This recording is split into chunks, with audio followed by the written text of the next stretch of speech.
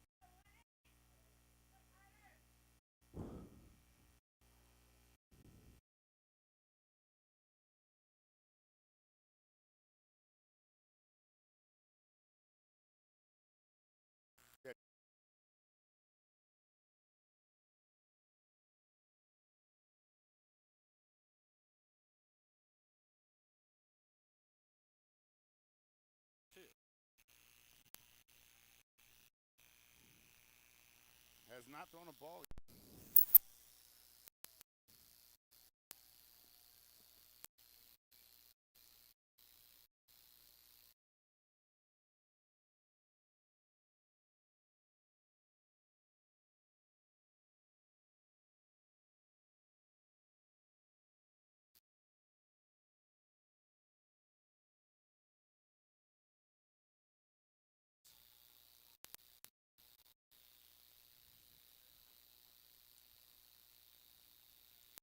Helms. The pitch at Windsor High School. Dave Avila running the Jaguar program up there in Windsor.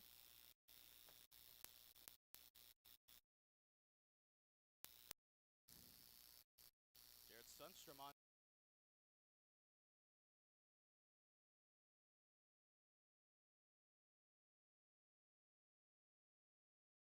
Life on ball with home today.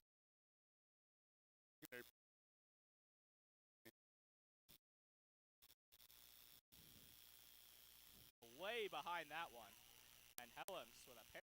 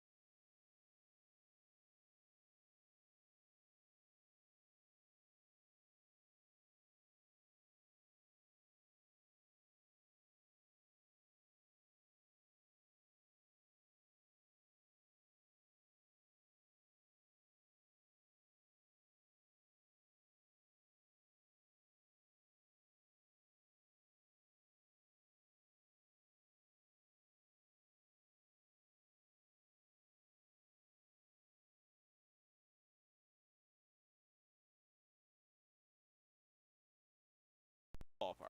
This is good hitting weather and pitching weather. So Pitch outside.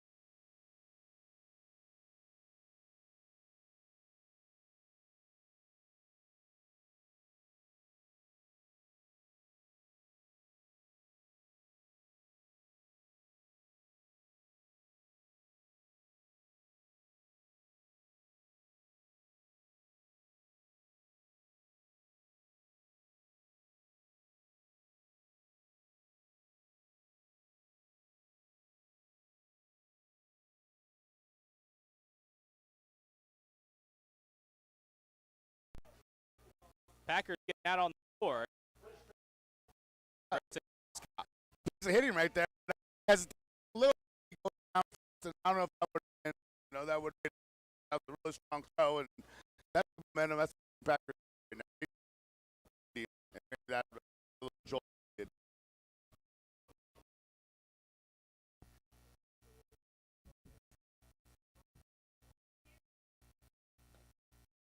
ball one.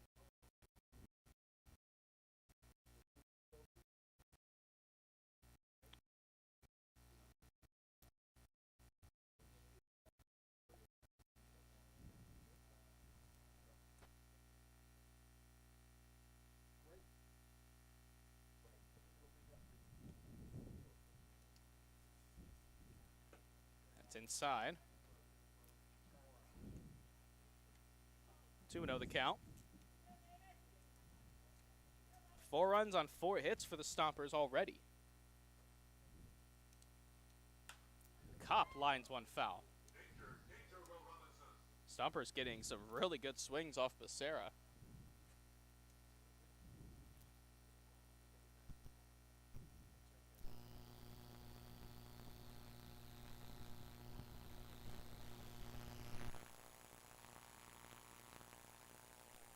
Kopp is ahead in the count 3-1.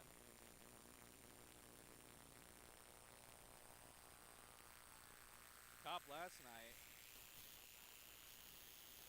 0 for 6, really struggled.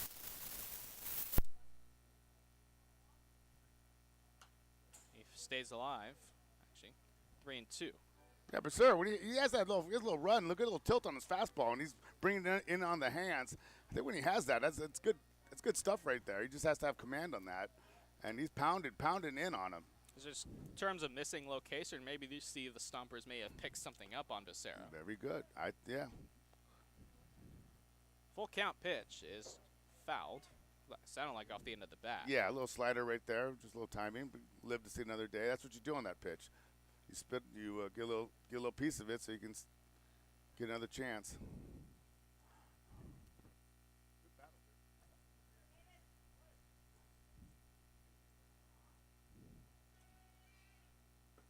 And a swing and a miss. Kopp down on strikes for out number 2. And that'll bring in Jacob Weiss.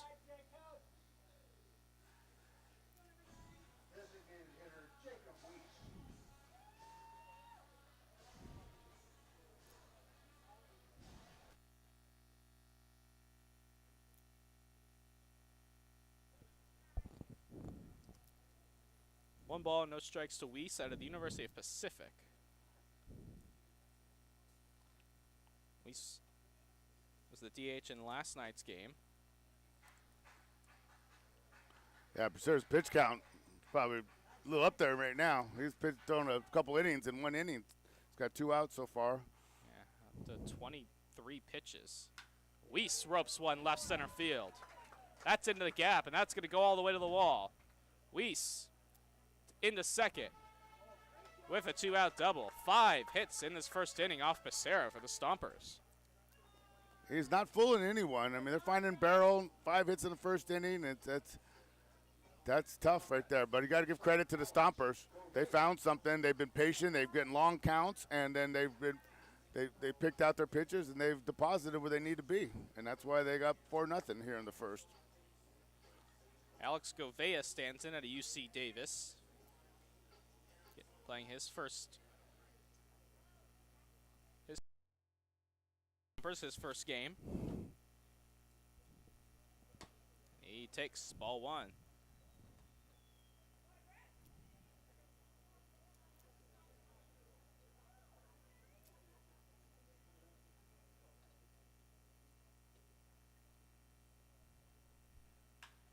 That's once through, right side. That's going to get through. Rounding third is Weiss. The throw from Runyon. He already threw a runner out at second. Weiss scores. He doesn't slide.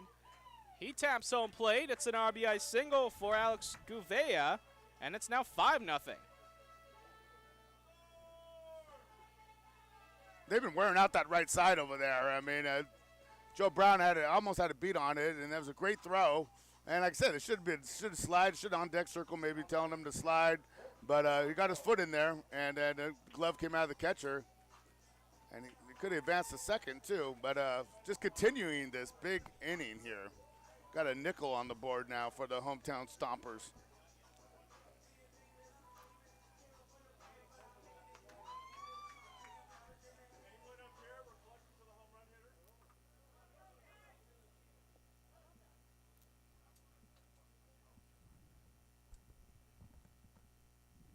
Here's Colton Lamonto.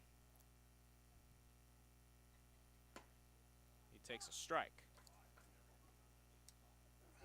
Coach Cutler, me shocked, a 5-0 lead against the defending champs, a team with a lot of talent in Healdsburg Prune Packers. I bring you some runs. Give credit to the Stompers as well. They're getting some good swings off. And they're wearing out that 3-4 hole over there. They're wearing out.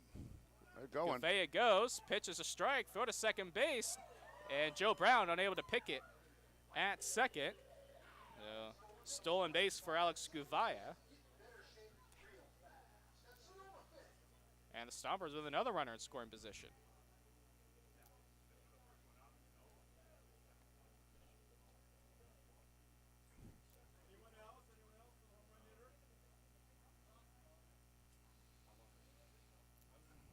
Stompers have hit through in this first inning. That gets over the leap of Sam Brown into right field.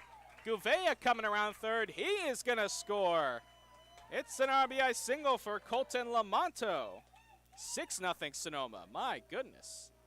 Michael, I've never seen this right field just right side get abused like this in the first inning. I mean, they must have worked on something or saw something, because they are going the other way at a dramatic rate, working on the right fielder, and it's working. It's working.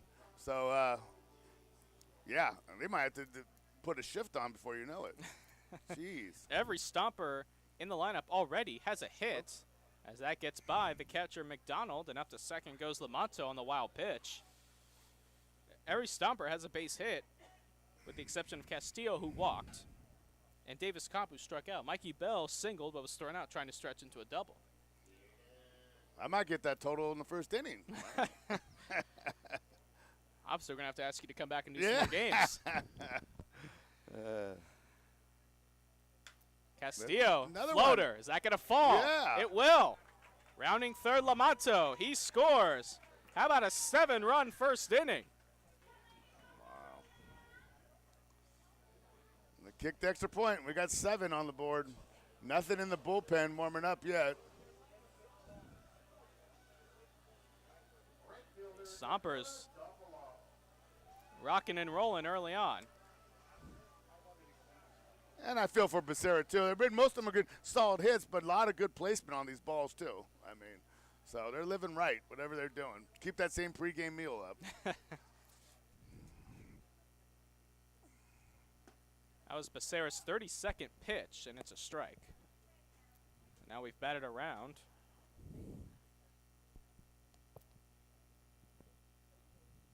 I'm already in my second inning part on my scorebook. Duffalo homered in last night's game, hit the first Stompers home run of the season. This is a pencil sharpener game, I think. And he's now ahead in the count 2-1. Duffalo, the outfielder out of the University of Utah.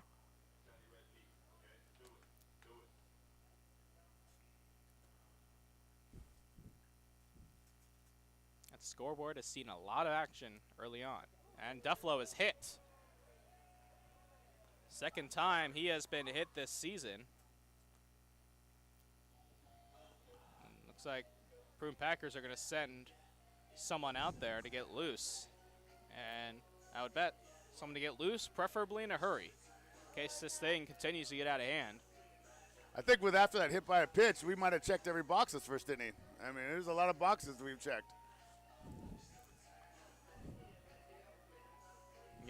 You have the 3-run home run, the big blow, a boatload of RBI singles, the double by Weiss. Weiss. For the triple now. Yeah, we need to complete the cycle here in this first inning by the Stomper offense. And this is the guy that could do it. He's been red hot like today. Hendren had an RBI single earlier in this inning.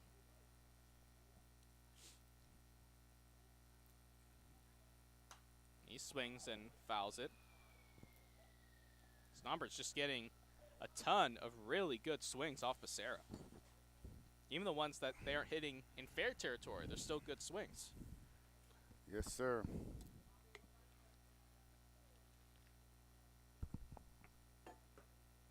Hendren takes down and away.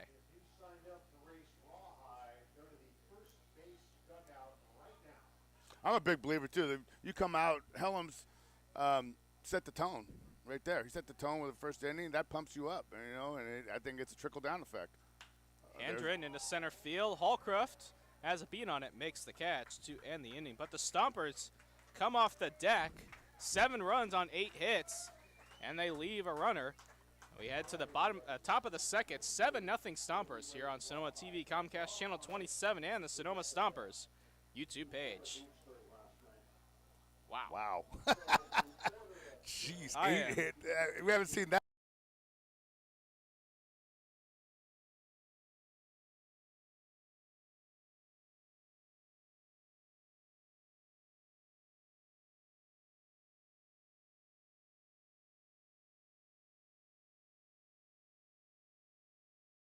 This broadcast is sponsored in part by The Schoen Group, located on the beautiful Sonoma Plaza. The Schoen Group is affiliated with Sotheby's International Realty. Our goal is to be your realtor consultants and representatives for many generations to come. For information and guidance regarding wine country real estate, you may contact us at 707-933-1515 or by visiting schoengroup.com.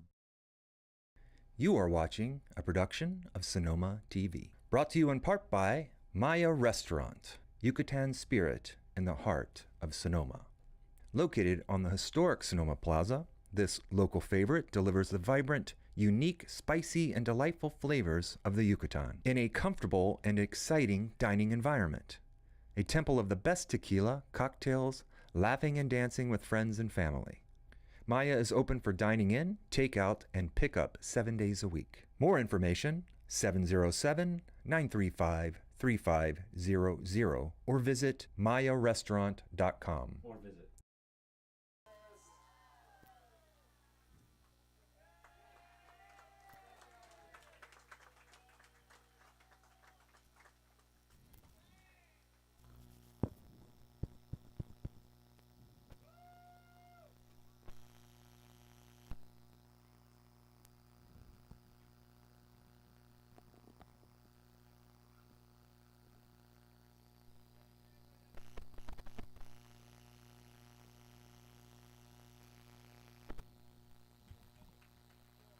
Well, back.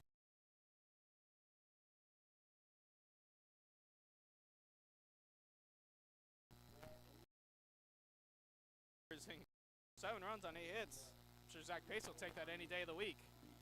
Sure will. That's a coaching dream right there. Sometimes I remember when I've had runs like that, it's just trying to hold, trying to keep that lead, and the biggest thing you do is you got to keep on laying the hammer down. You got to play 0-0, and as a coach, you want to win the inning. They won the first inning. You got more to conquer. So, but you got to keep winning the inning, and things will usually come out of your end.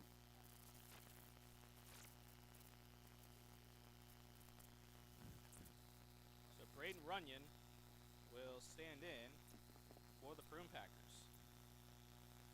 Swings and misses at a breaking ball, strike 1. Helm starting off just how he left off the first inning. Pretty nasty slider starting off. First pitch, pounding zone. Very efficient, what the Stompers need. Runyon into center field. Castillo coming in. He'll have to play it on a hop. So the leadoff single for Runyon. First hit for the Prune Packers. That'll bring in Sam Brown. A lot of action for Runyon in one inning. He got about 7 balls in right field. So a couple throws to the plate. Then he gets a knock. Got his in-game conditioning yes, sir. going. Of course, the Prune Packers are the defending California Collegiate League champions.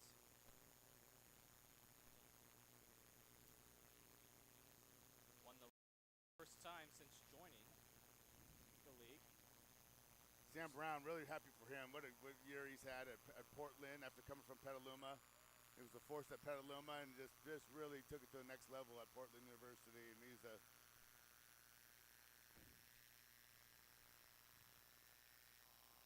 And Brown is hit. So he'll take first base. I think it got him on the foot on a bounce. So Healdsburg in a position to respond. Joey Kramer will stand in.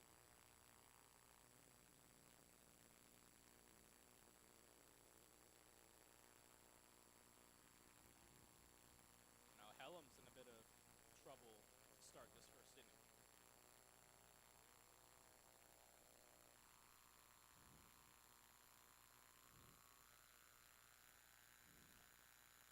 Runyon at second, Brown at first. Now Hellam's will step off. Big fan of this guy, Joey Kramer.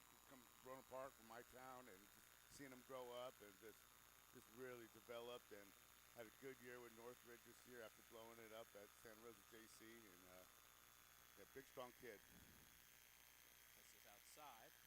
Hellam's was dominant in that first inning, but now in a bit of trouble here in the second.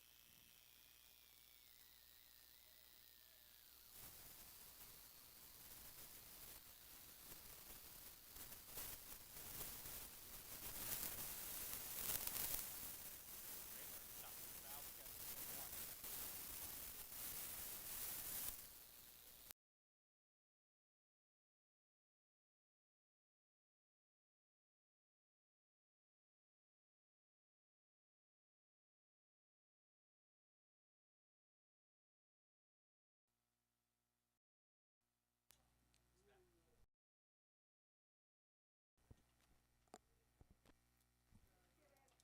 And that misses.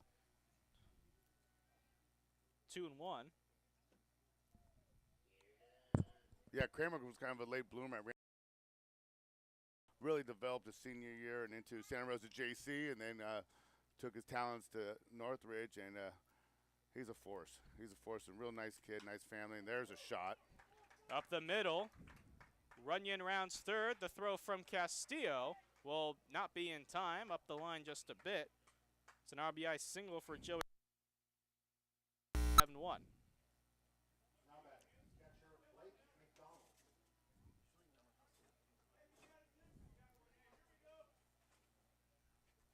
He might be in for back-to-back long nights, Michael, the way it's looking. Yeah, very much so. Yes.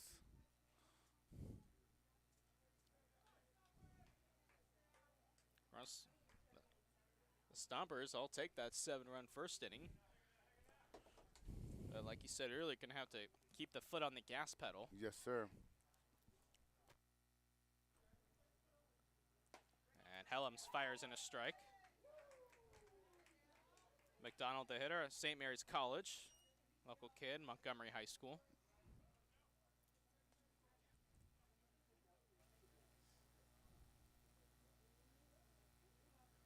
And he waves and nice misses. Pitch.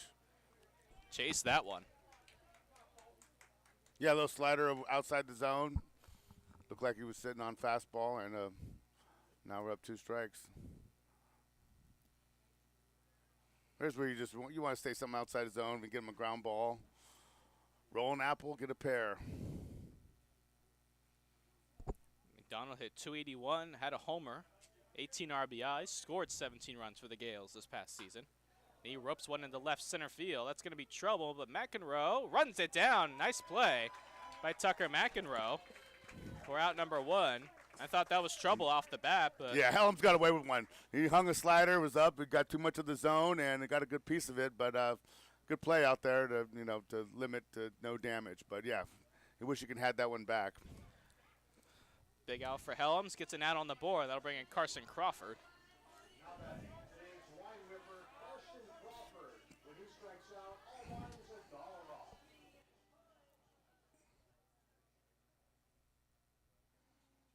And Crawford takes a breaking ball strike.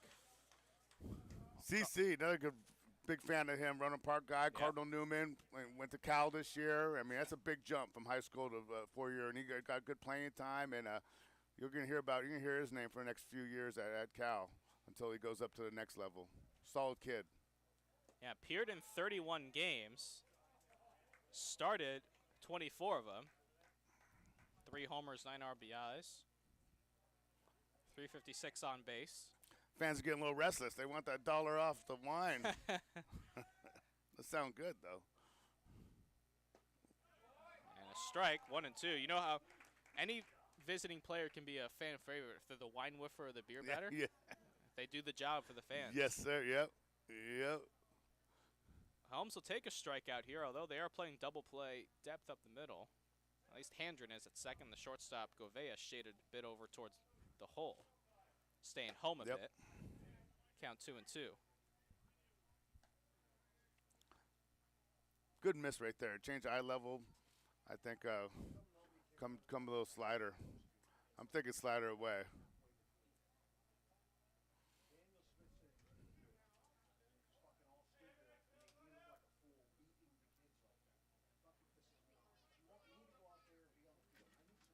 Sam Brown at second. And he swings and misses. Crawford strikes out. And the wine whiffer goes down, and the fans are happy. So 2 out in the inning. Big out for Helms, and that brings in Lawden Brooks.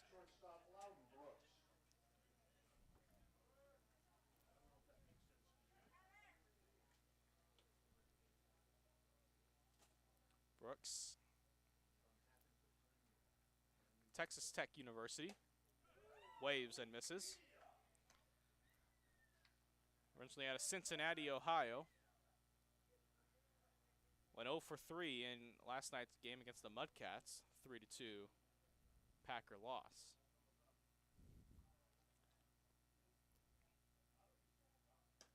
That's up and in.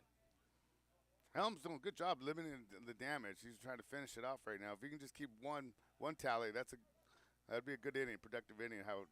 Especially how this inning started for the Prune Packers. Yeah, a single, hit batter, and then an RBI single. Yeah. It looked like Healdsburg was going to put up a crooked number of their own as Sam Brown took off for third, but the pitch is fouled, and the count 1-2. Don't know if Kramer got the sign at first. It was just Brown that took off. I don't know if that was supposed to be a double steal or not.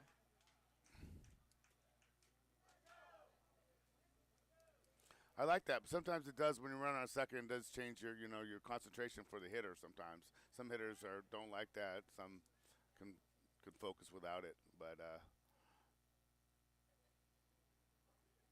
slider drifts away. Count 2-2.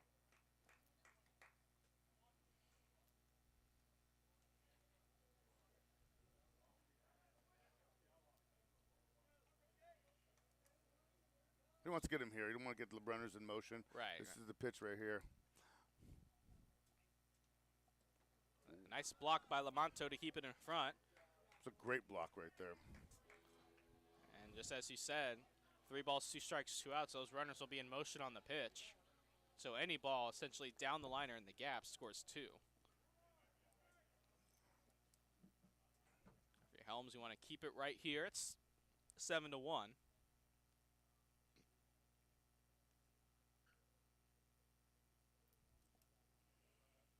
Payoff pitch. Runners go.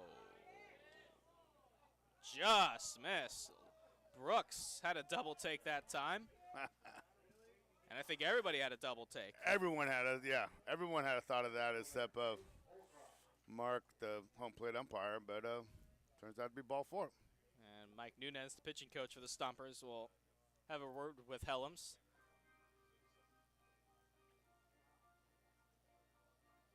This is a good visit right here. Probably a little frustrated to get the call. Let's slow it down. We got 1 run on the board. We can get out of this and go to hitting. Stay out of the big inning. Mention a full slate of games throughout the league tonight. Down south, the Conejo Oaks trailing the Santa Barbara Foresters 2-1 in the third. Bottom of the 9th, Crawdads down to their final 3 outs against the Bay Area Force, down 5-4. Just underway at McBean Stadium in Lincoln, Mudcats and the Potters, the other CCL North game taking place. Also just underway, the Arroyo Seco Saints and the Orange County Riptide That's in the top of the first. We'll see both of those teams later in the month here in Sonoma. And finally, the Slow Blues and the Humboldt Crabs getting set to get underway at Arcata Ballpark. You're just missing one more score, Michael.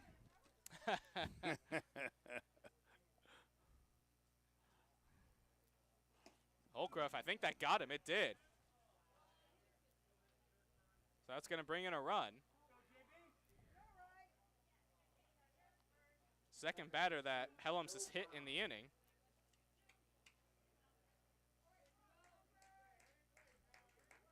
Makes it 7-2, and here's Joe Brown. He struck out in the first.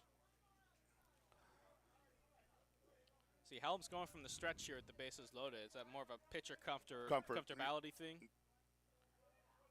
See, a lot of pitchers go from the windup when they can. Just that's what they're more used to. Yes. And that's what probably one of the thing Nooney came out there and asked him, will you feel comfortable? Get your comfort zone. Obviously, it didn't pan out in a strike, but now he has another chance. Brown way ahead of that one. Joe was trying to cut it down to one run deficit with that swing.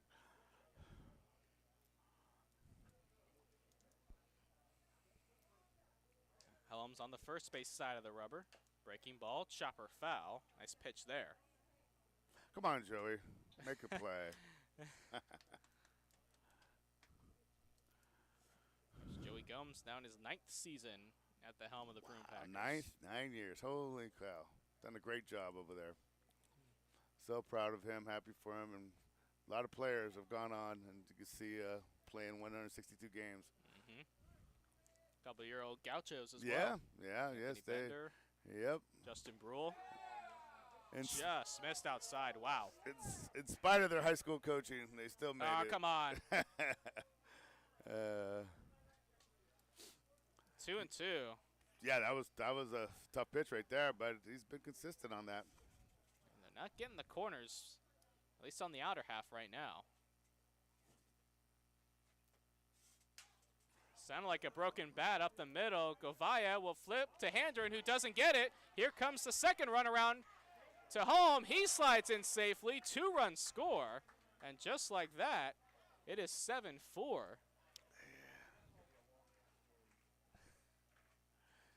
Yeah, that's a play. You either take yourself or you go full force. You go into first base. You know, you got time on the back end. You could add it, but I just think it's a tough flip right there.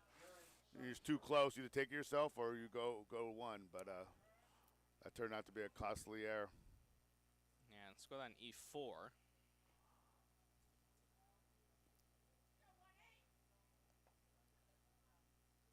And now he gives Jared Sundstrom a chance to hit. That's the possible tying run. I know it's only the second inning, but Stompers had a 7-0 lead going into this top of the second. There's a strike. I might be like 10 runs too short on my call. The way it's going now, we're 11 runs already. 11, yeah. 10 hits. Over under 13 and a half. I had a 16 and a half, and that by the bottom of the third will kill it. Oh, we have to make some adjustments there. Yes. Life's about adjustments. Good. Lamonto keeps it in front. Monto doing a great job. He's getting beat up a little bit, and he's keeping it in front, and maybe take him out to dinner after.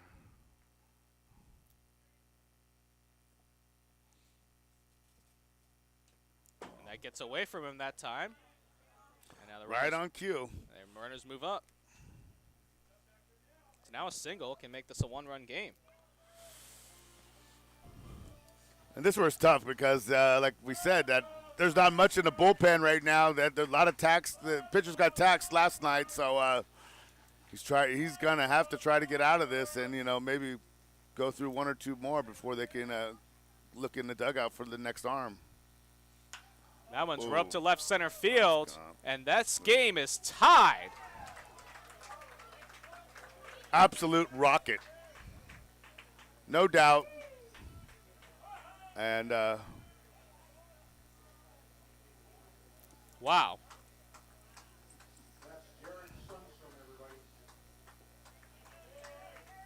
I know you and I both knew that this Packers offense could do this. I Yes. just didn't know they'd do it in one inning.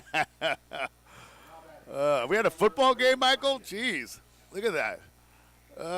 That was a no-doubter, and that's why he's going on to Cal next year and could be a big part of their lineup. Now the Prune Packers have batted around. Here in the top of the second. We've officially hit the over. Yeah.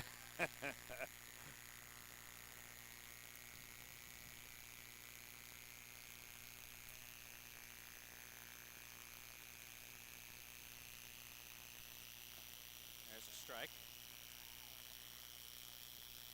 And Zach Pace said they're a little bit thin on the pitching side tonight. Yes.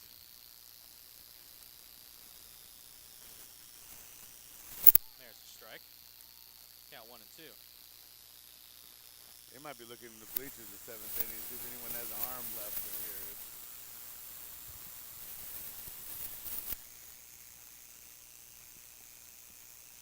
1 and 2 the count. Helms fires. Up and 2 and 2. All the damage, too. We've got to give credit. 2 outs. Most, I think, 6 or 7 runs, I believe. Or maybe 5 or 7 out of 7 with 2 outs. That's 2-out ribs. Always said that's a good. And a swing and a miss, strike 3. Runyon down on strikes, but the Packers come off the deck, score 7 times on 3 hits. A big 3-run home run by Sundstrom. And we got a brand new ball game entering the bottom of the second here on Sonoma TV, Comcast Channel 27, and the Sonoma Stompers YouTube page. That's crazy, Coach. Holy cow. I don't think I've seen that.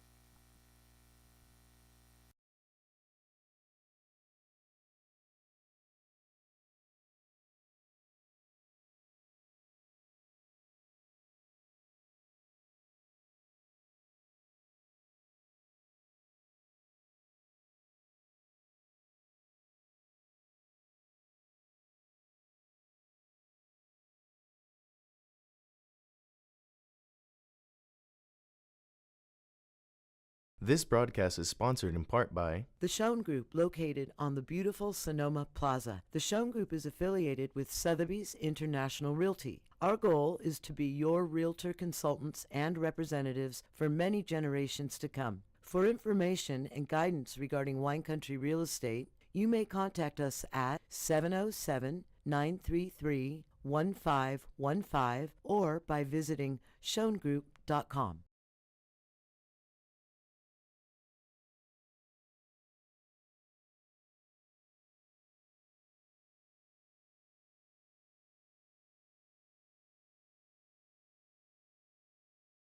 You are watching a production of Sonoma TV, brought to you in part by Maya Restaurant, Yucatan spirit in the heart of Sonoma. Located on the historic Sonoma Plaza, this local favorite delivers the vibrant, unique, spicy, and delightful flavors of the Yucatan in a comfortable and exciting dining environment. A temple of the best tequila, cocktails, laughing and dancing with friends and family. Maya is open for dining in, takeout, and pickup 7 days a week. More information, 707-935-3500 or visit mayarestaurant.com. Welcome back to Arnold Field. Tucker Mcenroe just reached on an infield single, so he's 2 for 2. And then I'll bring in Mikey Bell. Bell singled, was thrown out trying to stretch into a double his last at bat. 7-7 is our score, and there's a strike. I don't know if I've ever seen this before, or it's been a long time. It's wild. And with 12 hits. Swing and a miss, 0-2.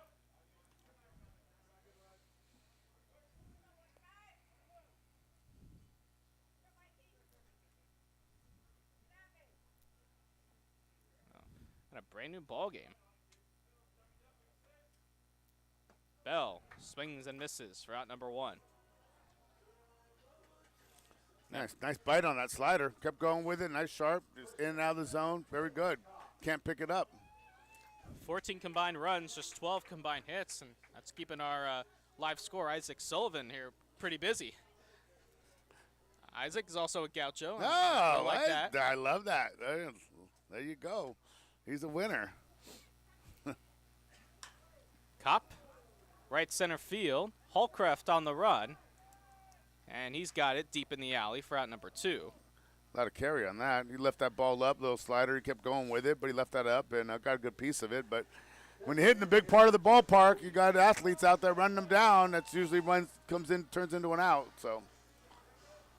And Holgriff, the Texas Tech representative. So 2 out.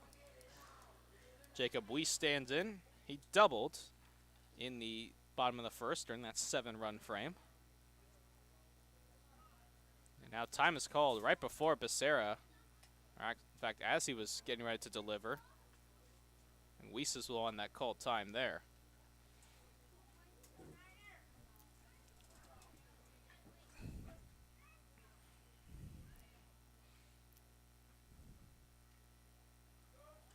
And diving back safely is Mcenroe. Who would have thought Becerra, after that first inning, he has a chance to get a win. He might. I don't know how many pitches he has, but he's kind of sharper, throwing that slider. And there it is, strike 1. Up to 44 pitches now for Becerra. That misses low. That's what Becerra, a lot of these pitchers do. That's their secondary pitches, their fastball, and they just go with their off speed. They can place that better, and he has pretty good command of it now. He didn't have it much in the first inning, and now he's starting to dial it up. A long hold this time. Now he delivers, and he's out in front of the changeup is Weiss.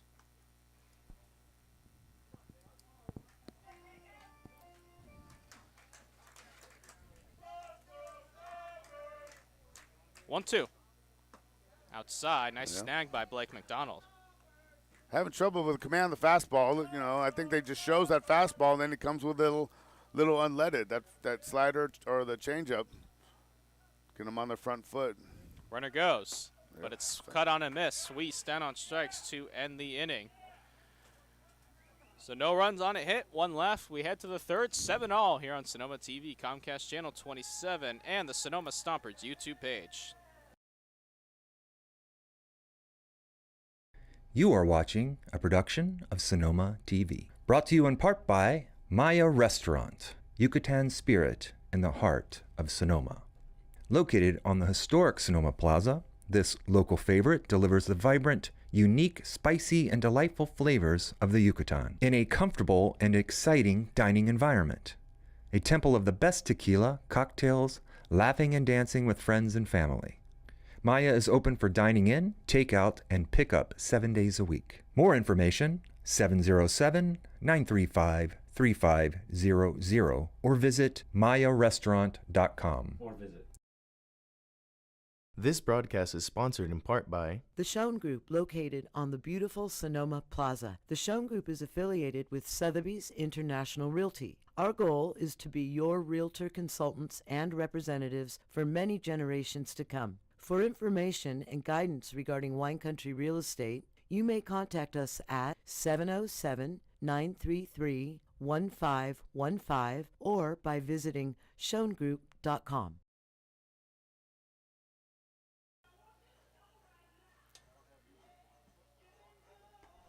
Your attention, please. Now pitching for Sonoma, number 35, Garrett James. Garrett James, a new pitcher for the Stompers, the lefty out of Fort Bragg, California. Santa Rosa JC product. Yeah, I like his delivery, man. A lot of elbows, shoulders, a lot of herky-jerky. You know, it's hard to pick up that ball coming at you, and that proves effective. 6'3", 230-pound southpaw. Yes, sir.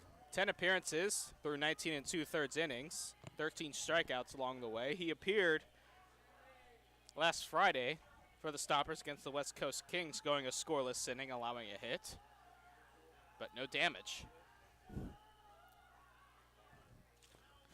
So he'll face with the lefty Sam Brown to start. First baseman Sam Brown.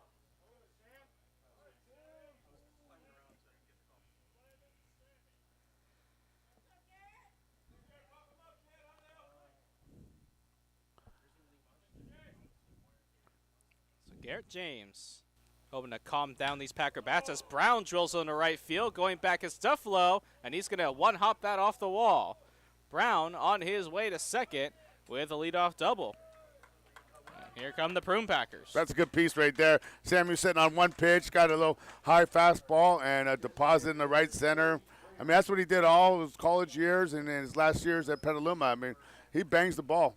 Good-sized kid, and I think he's going to play for a little while. I mean, he's a good body and has that approach up there that I'm not going to get beat. So, especially a lefty on lefty with that kind of herky-jerky motion, that's a good at bat right there. Here's Kramer, had an RBI single in the second. That was a 7-run inning by the Prune Packers. That skips past Lamonto. Brown up to third. Whoa, 54-footer right there.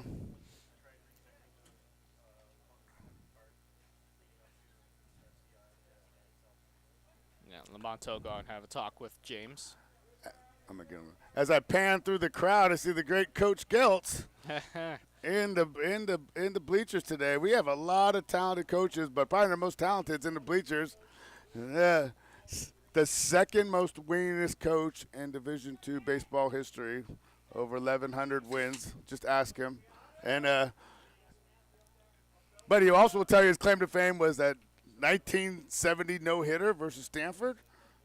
Coach Gels, head coach of Sonoma State. Yeah. There's a strike. Good pitch right there. He needed to get that one in there.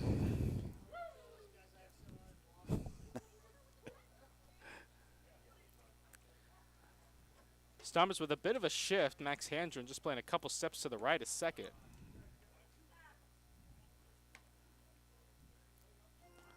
I see an ice bath for the catcher tonight, boy. He's been doing a good job. Yeah. He's been getting beat up.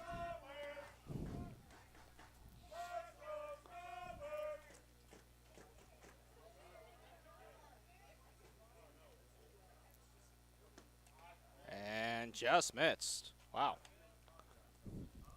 3-1.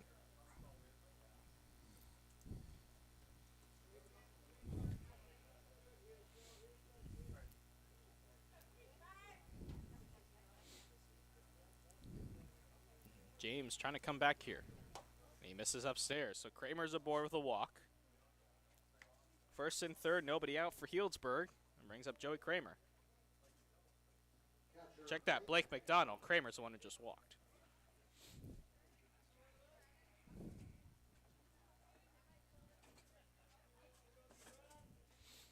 Looking for a ground ball here. I mean, the Packers have made the most out of their hits. 4 hits, 7 runs, but they're looking to take the lead. James steps off and throws over.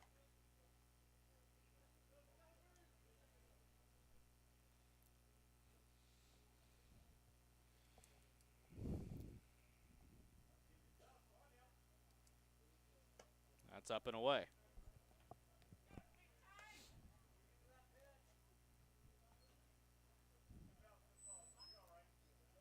And Stompers a little bit light on pitching after the 12-inning affair last night.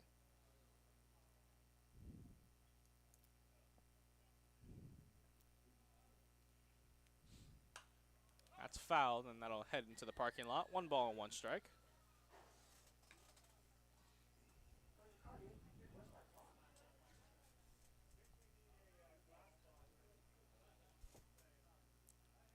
Runners are at the corners. 7 runs, 4 hits, no errors for Healdsburg. 7, 9, and 1 for the Stompers.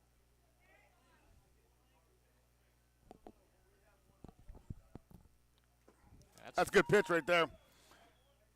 Foul tipped into the glove of Lamonto, 1-2.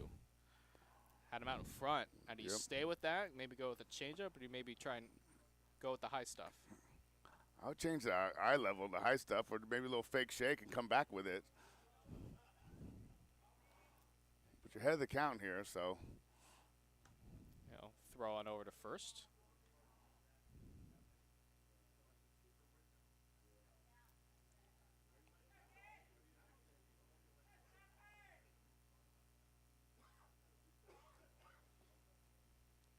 One, two. On the ground, down the third baseline, just foul.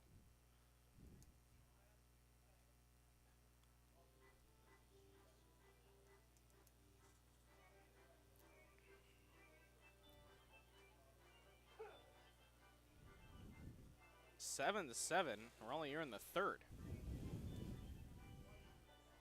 Just about to hit the hour mark. Yeah, this game has came to a little bit of lull right now. We're waiting for something right here. This could be an action pitch, a little double play, or an offensive blast. Ball and 2 strikes. And that's chopped over toward the Packer dugout. Nice at bat by McDonald.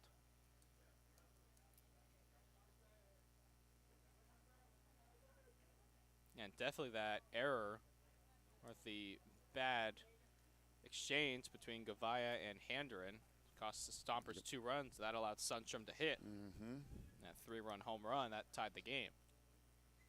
At any level, especially this level, you can't give someone extra outs. You can't give 4 outs, 5 outs. Especially not a team like the Prune Packers. No, sir.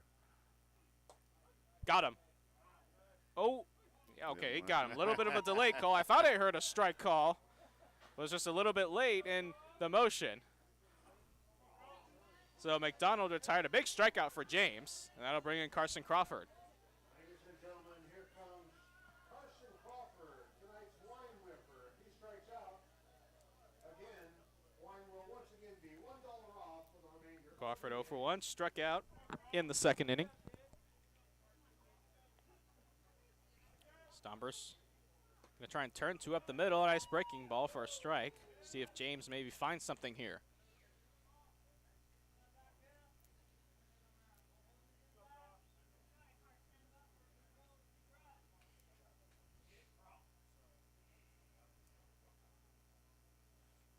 High fastball.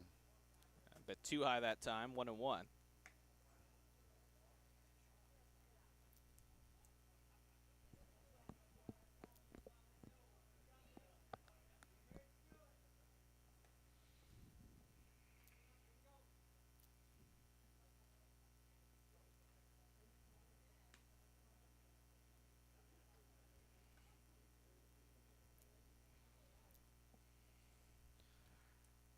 So 1 ball, 1 strike, 1 out.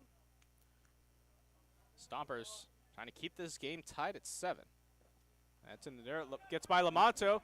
Here comes the runner from third, but the high throw allows Brown to score on the wild pitch. And the Packers take the lead. Good play right there. Good gutsy play. He saw the ball in dirt, didn't hesitate, and got a good secondary and beat the throw handily. And now they got a run lead. I didn't see this coming after they put up a touchdown in the first. So 8-7 Packers. More to come. On 4 hits, really being efficient with their runs to hit ratio. I mean, a couple of hit batters, an error, pair of walks, and the 4 hits.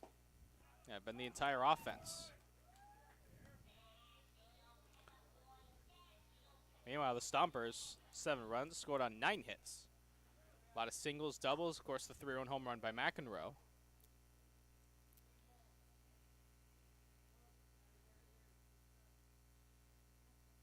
Like, Prune Packers have a lefty going in their bullpen. And the count full.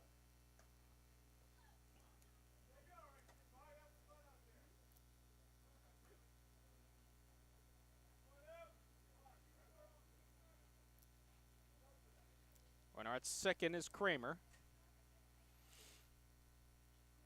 Getting a big lead. Crawford stays alive. Crawford trying to avoid striking out for the second time tonight. Of course, he is tonight's wine whiffer.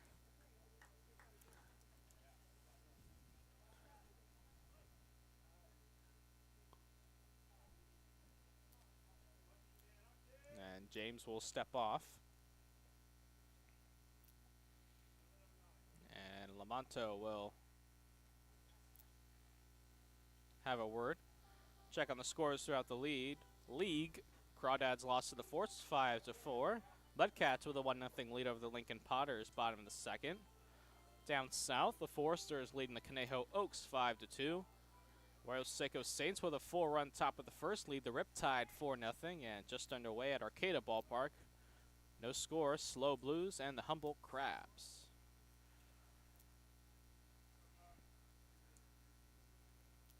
3-2. Got him. Crawford down on strikes for the second time. 2 out in the inning. And that'll bring in Lawton Brooks.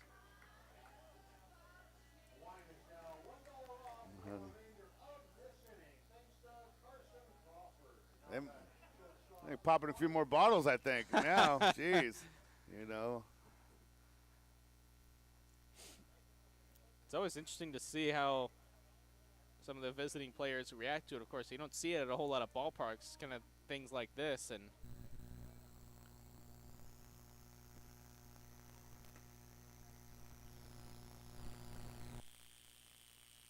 there's ball 1.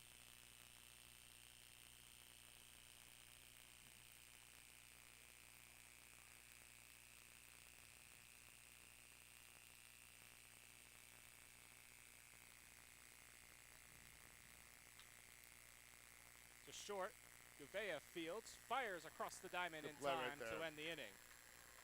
Packers take the lead, and they lead at 8-7 the bottom of the third here on Sonoma TV, Comcast Channel 27, and the Sonoma Stompers YouTube page.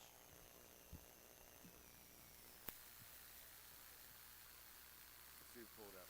Yeah. Jesus.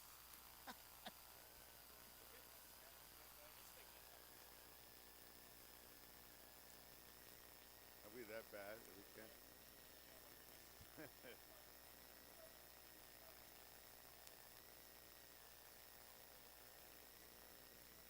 Press that button.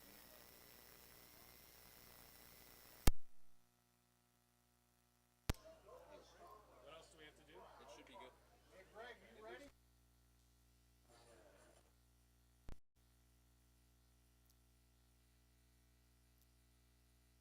We on?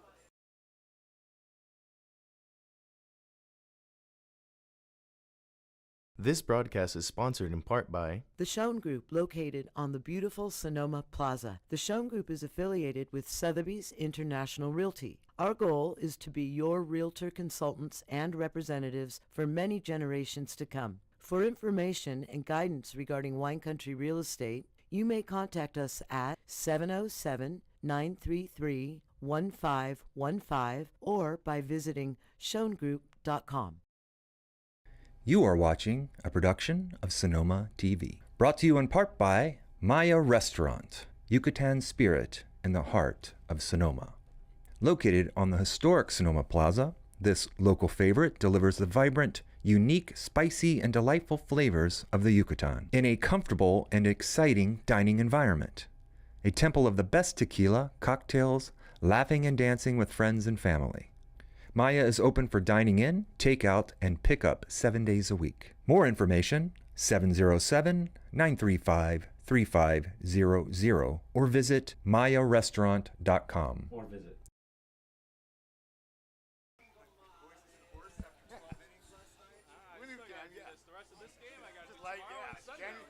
Hey, for that plug. I got no choice. For that plug. Oh. Just a light anything, just wet. A light one. I got money. Is the mute button not working again?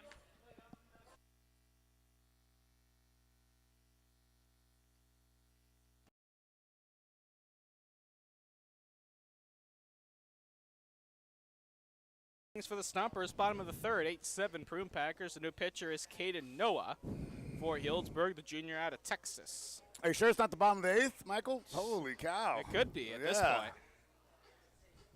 Been a long one, but a fun one. Fun one. A lot of action. We like that.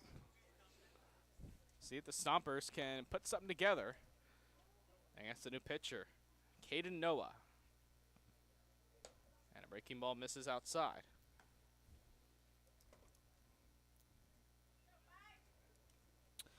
Govea had an RBI single in the first inning.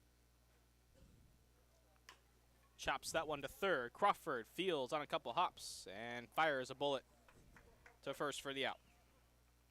Big time arm right there. Waited for the hop, waited back, knew the runner, and got on top of it to a rocket to first.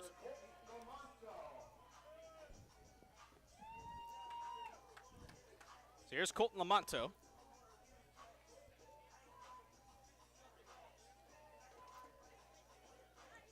Lamonto also had an RBI single in the first.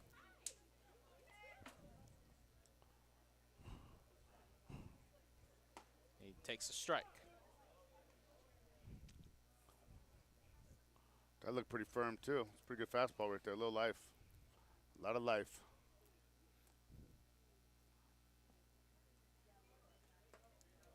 That's a ball outside. That outer half has been very tight so far.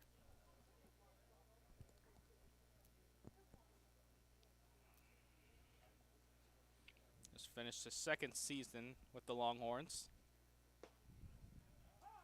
There's a strike. 1-2.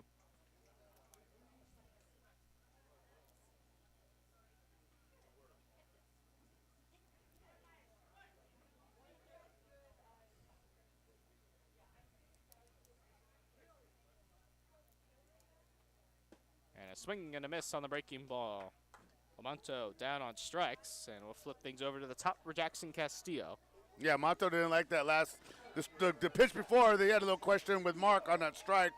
And then sometimes when you do that, it takes you into the next pitch sometimes, and then that's for a win. I don't think you get focused, and that's why you got to have that next pitch mentality. I know how many times I've done it, and players that, they take their focus out of their bat, and then next thing you know, they're going back to the dugout. Pitch is out 1-0. Castillo walked and scored, and also had an RBI single in that first inning.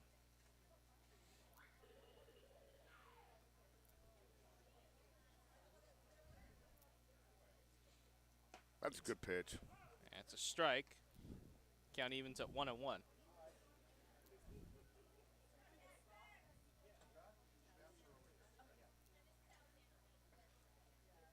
1-1. Another good pitch for a strike. Finding command with that slider now. 2 right now. The good late life on it.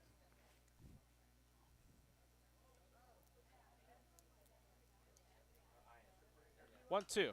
Fouled back. Castillo stays alive.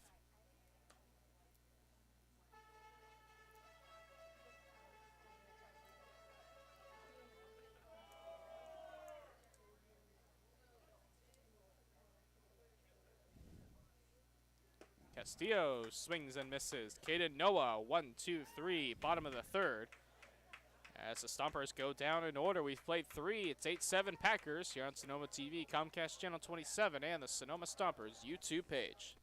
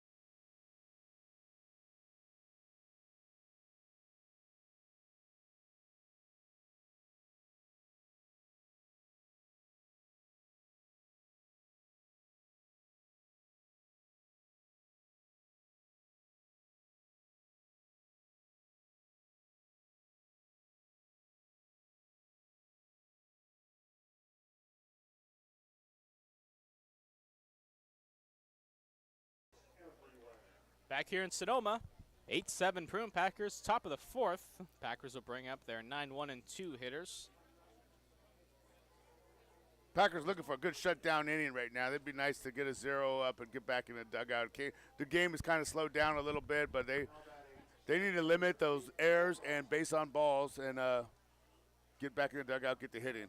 Oh. And Brooks, excuse me, that's Jake Holcroft takes a strike.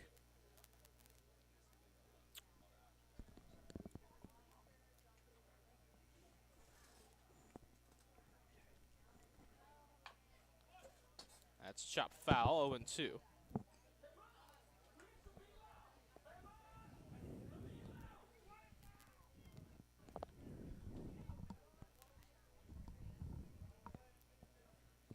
So 0-2 on Jake Holcroft, actually the leadoff man for the Prune Packers, and James steps off.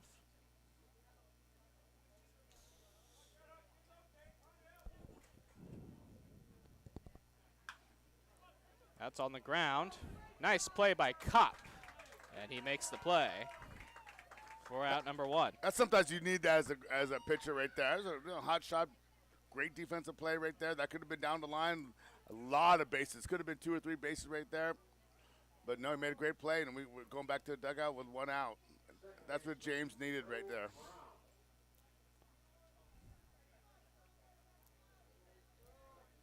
So here's Joe Brown.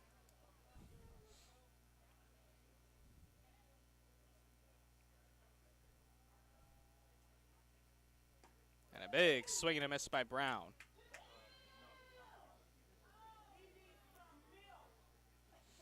And Zach Pace is out. I wonder if maybe James is shaken up a bit. I didn't see anything on that particular pitch.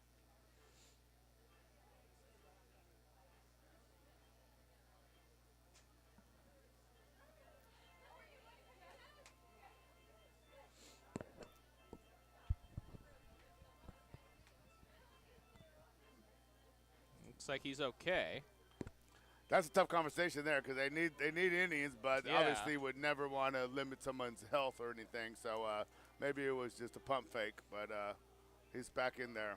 And I wasn't sure. I mean, he wasn't like he was holding anything or favoring anything. No. So I wonder. Very interesting. We'll be able to tell on this pitch. But James is okay.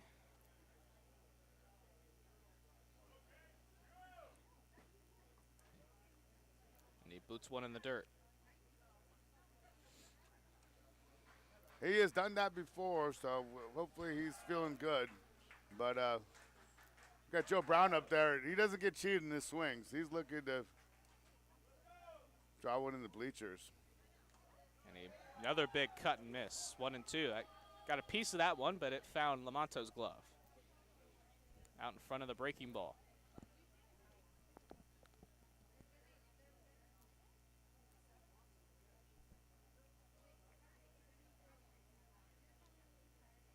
One, two. Inside. Counts even at 2 apiece.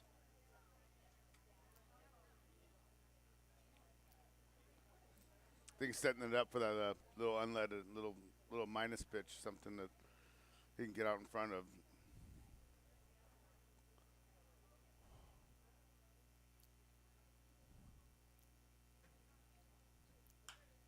Right center field. Dakota Duffalo on the run, has a beat on it, makes the catch for out number 2. And I'll bring up Jarrett Sundstrom.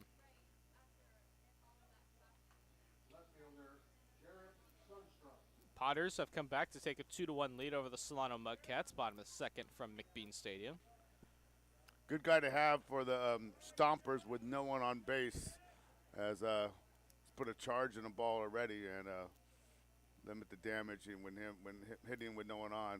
Yeah, and that 3-run home run that tied the game at 7 in the 2nd inning.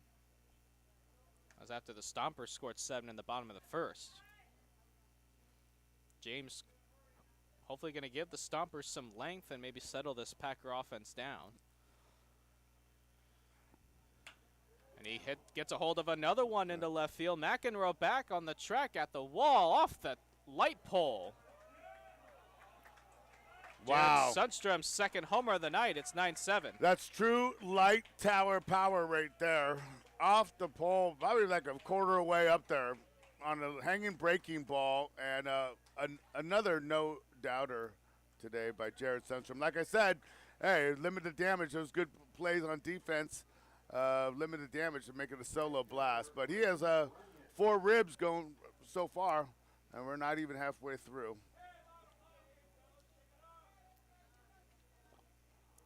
So Wow. 9-7. That was a long ways away. That was a blast. So we're still under your previous over-under of 16.5, but I have a good feeling that that's going to be the over. Yes. Runyon chops one to third. Charging Mikey Bell fires, throws to first in time to end the inning, but the Packers tack on another run on the home run by Sundstrom. We head to the bottom of the fourth, 9-7 Prune Packers here on Sonoma TV, Comcast Channel 27, and the Sonoma Stompers YouTube page.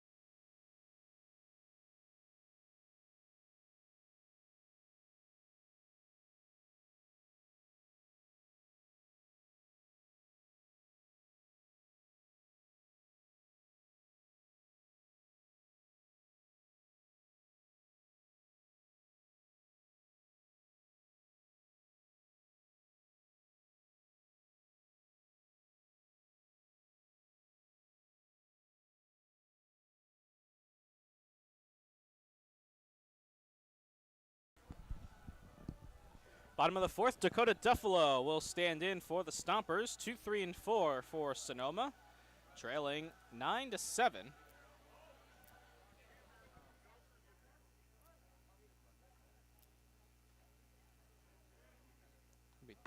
he takes ball one. It'll be Duffalo, Handren, and Mcenroe for the Stompers.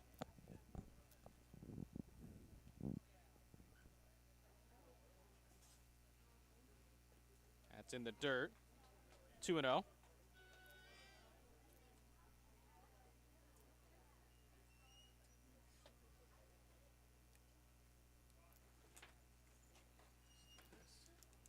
Duffalo has singled and was hit by a pitch so far. He's ahead in the count 3-0.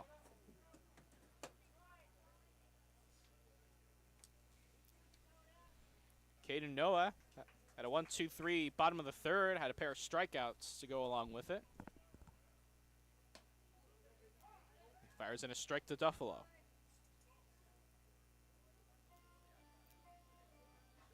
Yeah, I really like the way Noah pitches. Real effortless, smooth, sameness. Another one, strike two. There's strike two. He called it. Duffalo thought it was ball four. See if he comes with that slider. He's had a lot of confidence in that slider, but 3-2 count. See if he. Slider, strike. No, it's ball four. Wow. I think Whoa. everybody in the ballpark thought that was strike three except for the home plate umpire. Yes.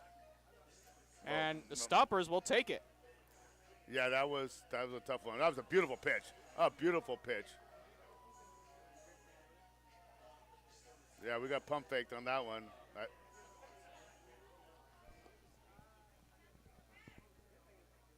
So here's Max Handren. Stompers with the leadoff runner on. There's ball one. Handren, 1 for 2, singled home a run in the first, also flew out in the first to the center field, Jake Holcroft.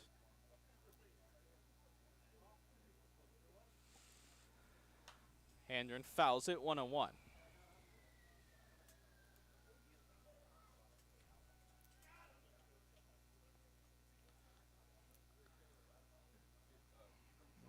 Still a bit warm, 84 degrees.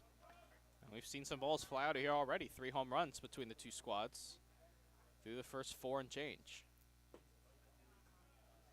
2-1.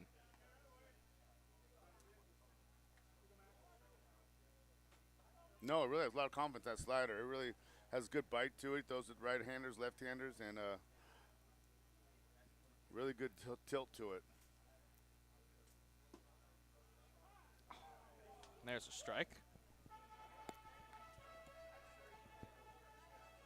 2-2 the count.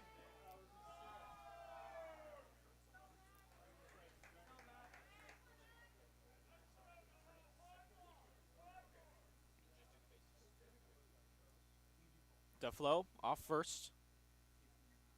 Hendren waves and misses for out number 1. And that brings in Tucker Mcenroe.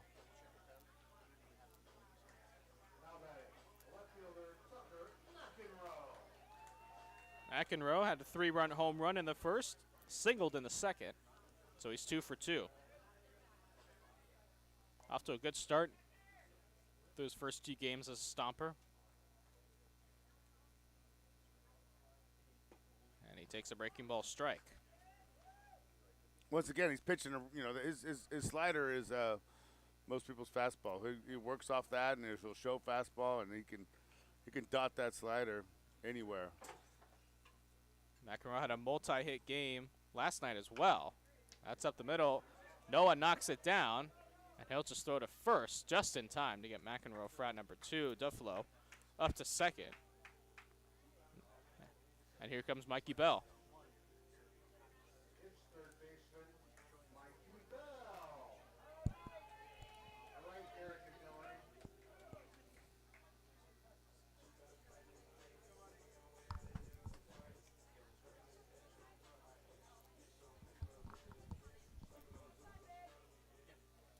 Bell, 1 for 2, single and a strikeout.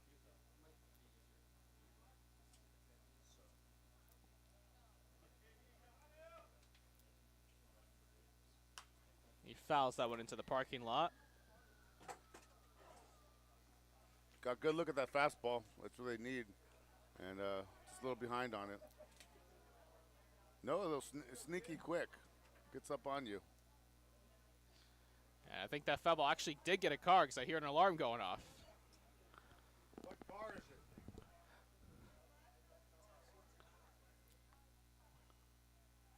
So What kind of car? fans will figure that out, but we got an 0-1 count on Bell. And he takes ball 2. Our first car casualty of the game. Check that, that's ball 1, 1-1. Home plate umpire's been real consistent with that outside corner, not calling it. But he's been consistent with it.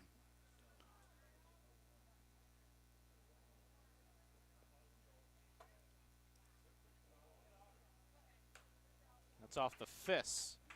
And foul, 1-2.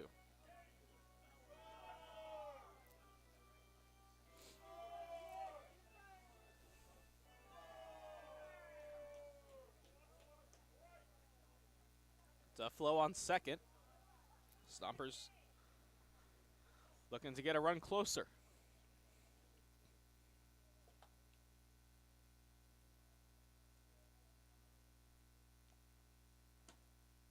That's outside. As he said, hasn't been calling it all night. 2-2. Yeah, Noah's been working both sides of the plate. Let's see if he comes back in with that fastball now. He knows he's not going to get that outside slider unless he comes in, and he don't want to do that with Mikey. So I have a feeling he's going to try to come in hard. 2-2, check swing. Did he go? And yes, he did. Cause called by the home plate umpire. So Bell down on strikes to end the inning, and they did call it on the swing. And that'll end the bottom of the 4th. So no runs on no hits. And 1 left. We head to the 5th. 9-7 Packers here on Sonoma TV, Comcast Channel 27, and the Sonoma Stompers YouTube page.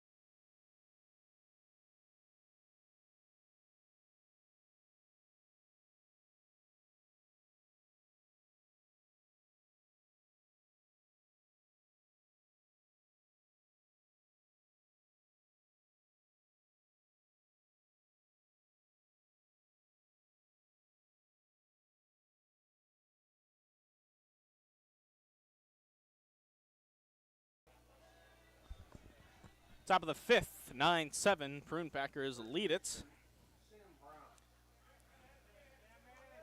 As Sam Brown will start things for the Prune Packers in the fifth.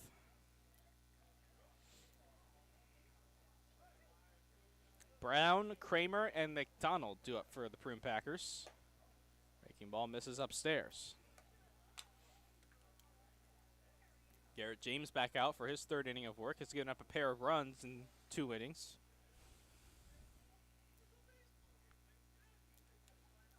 That's in the dirt, 2-0. Yeah, Sam all conference at Portland this year, and he's also get on the mound and hit 90. So I don't know if Coach Gomes is using him like that too, but he's a two-way player. There's a strike.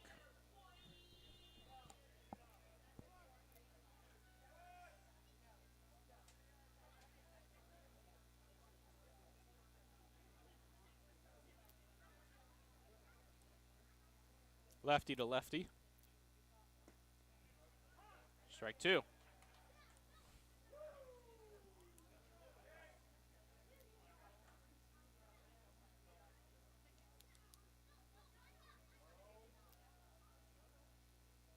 Two balls, 2 strikes on Brown. Got him. So Brown down looking for out number 1. Garrett James quietly has put some good innings together. I mean, he's been in and out of trouble, but he's quietly, bounced back. He also had the coach come out, thought he might have been hurt, and doing a yeoman's job. Very good right there. Nice little slider on the outside corner. Caught Sam Gomes. Caught him looking. And Kramer out in front that time. Had an RBI single in the second, walked in the third, so he's 1 for 1 officially.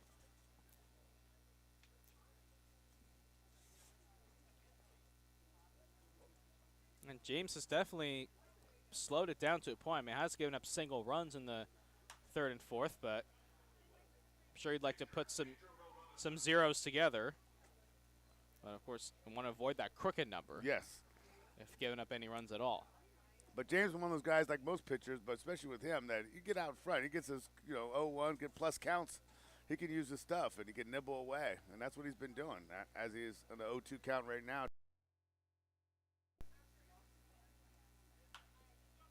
That's fouled. We'll stay right here at 0-2.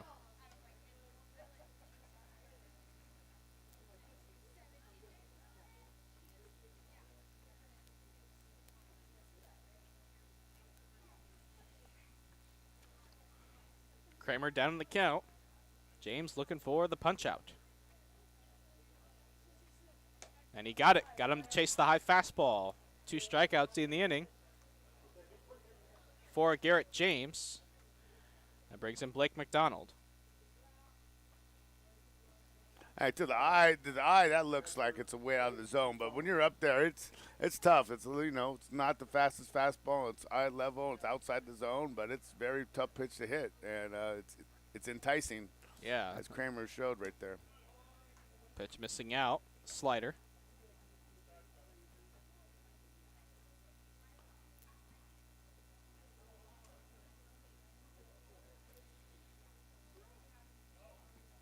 That skips in the dirt. McDonald 0 for 2, a flyout and a strikeout.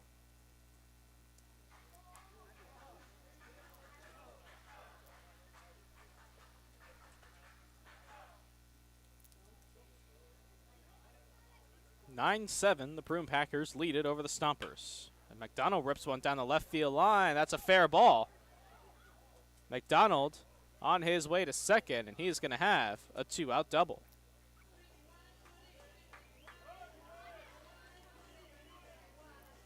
Good piece right there. James hung a off-speed pitch and he deposited it down the line over the third baseman's head. But that's the difference when he was down 2-0.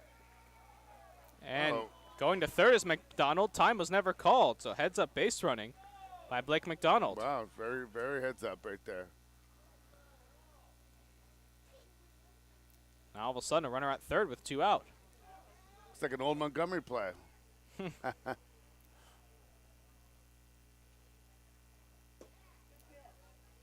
Crawford takes a strike. Wow. 0 for 2, a pair of strikeouts is Crawford. I think the Wine fans are still have their glasses filled up from last at bat.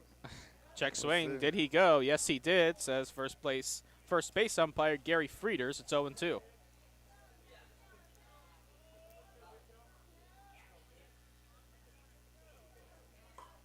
So James trying to hold the Packers scoreless for the first time since the top of the first. That's when Tyler Helms struck out a pair in a 1-2-3 top of the first. And strike 3 called. Crawford down looking for out number 3.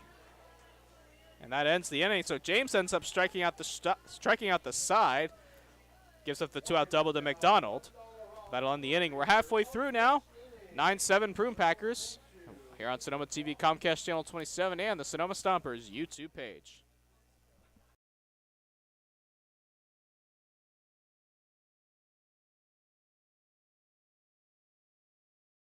This broadcast is sponsored in part by The Schoen Group, located on the beautiful Sonoma Plaza. The Schoen Group is affiliated with Sotheby's International Realty. Our goal is to be your realtor consultants and representatives for many generations to come. For information and guidance regarding wine country real estate, you may contact us at 707-933-1515 or by visiting schoengroup.com. You are watching a production of Sonoma TV. Brought to you in part by Maya Restaurant, Yucatan Spirit in the heart of Sonoma. Located on the historic Sonoma Plaza, this local favorite delivers the vibrant, unique, spicy, and delightful flavors of the Yucatan in a comfortable and exciting dining environment. A temple of the best tequila, cocktails, laughing and dancing with friends and family. Maya is open for dining in, takeout, and pickup 7 days a week. More information, 707-935-3500 or visit mayarestaurant.com. Back here in Sonoma, bottom of the 5th inning.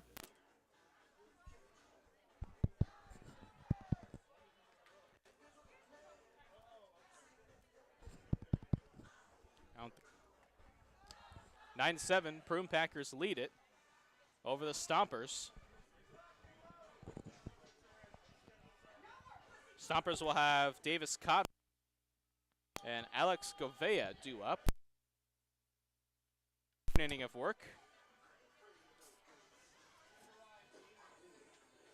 Cobb, the Utah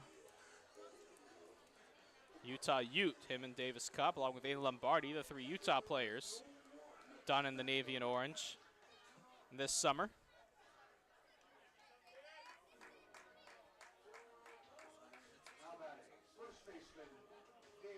So Kopp will stand in, 0 for 2, struck out and a fly out so far.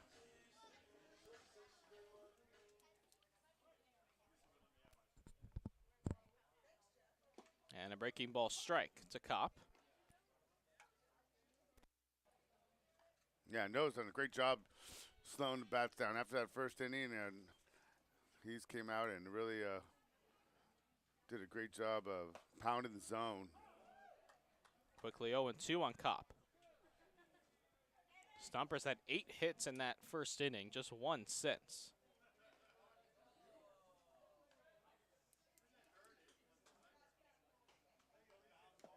And Kopp swings and foul tips it into McDonald's glove. He's out on strikes. And that'll bring in Jacob Weiss.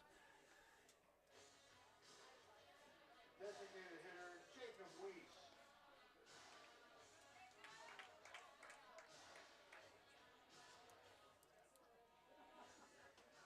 Weiss doubled in the first, struck out in the second. He's 0 for 2.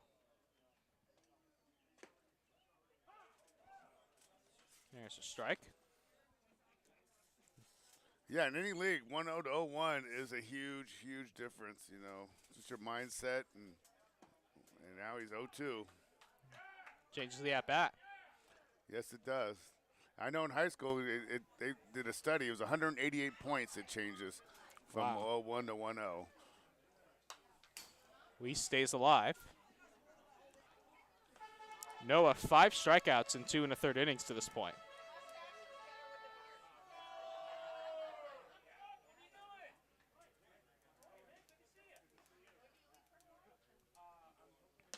Breaking ball outside. 1-2. How big is Noah? Don't look.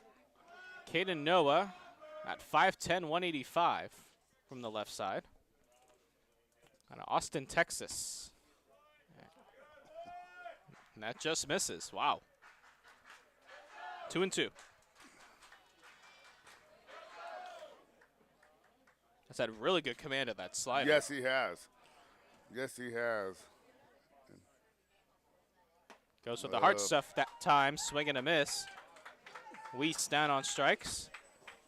And that'll bring in Alex Govea. Shortstop, Alex Govea.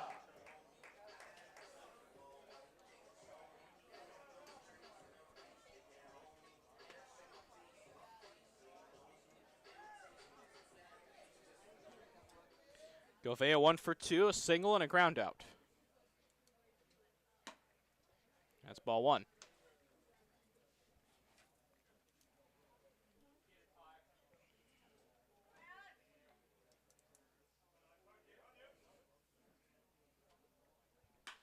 Govea into center field. Holcroft coming in. He plays it, and it gets past him. Racing out is the second baseman, Brown. It's actually Runyon that fields it and gets it in. It's a double for Govea, his second hit of the night. Stompers now into the double digits in the hit column, as that brings in Colton Lamonto. Yeah, that was a shot, do or die play right there. But he kept it in front of him, which was nice because that could have rolled a long ways, and it could have, probably could have been inside the Parker. We kept it in front, made a play on it and limited damage to a double with 2 outs.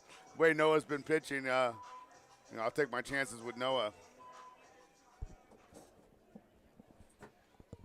So Lamonto 1 for 2.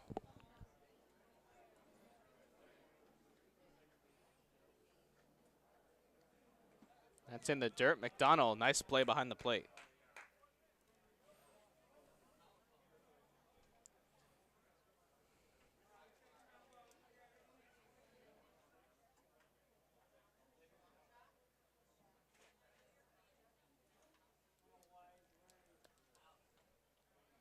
Lamonto, the 9th place hitter, doing the catching tonight. And there's a strike.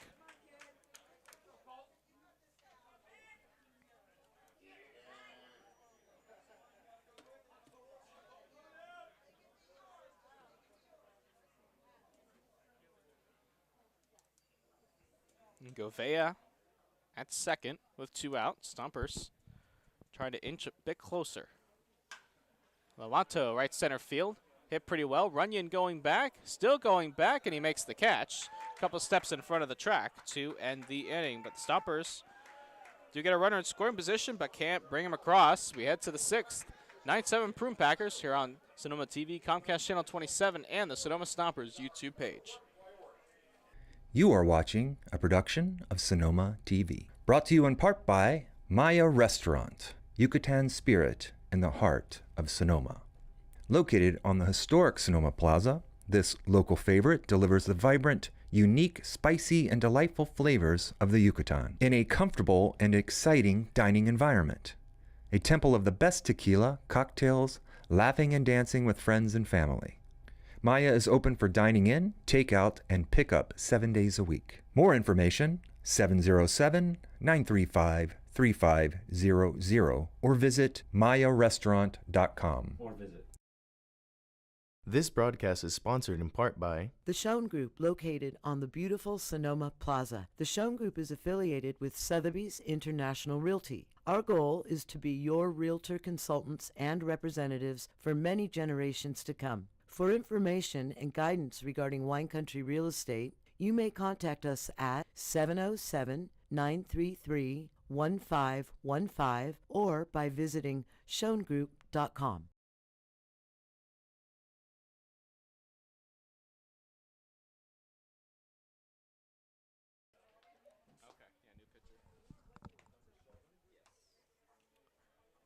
New pitcher for the Stompers is left-hander Kyle Dickey out of Texas A&M Corpus Christi, making his first appearance of the season for the Stompers out of Cypress, Texas, 6'1", 175-pound left-hander.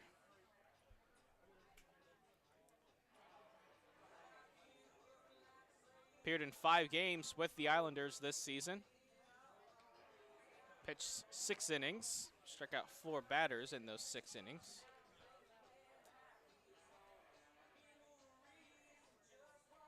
So, solid outing by Garrett James. Slows things down a bit on the offensive side for the Prune Packers, and he gives way to another left-hander in Kyle Dickey. That's how he looks to keep the Packers off the scoreboard. Keep this game at bay at 9-7. Be Lawton Brooks to start for Healdsburg, and then Jake Holcroft and Joe Brown. Batting for Healdsburg, shortstop Loudon Brooks.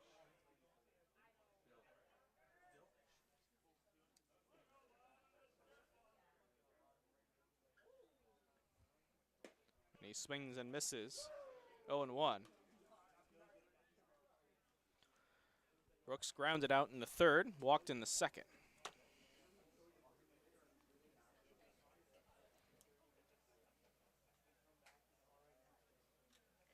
Dickey working from the stretch and deals upstairs.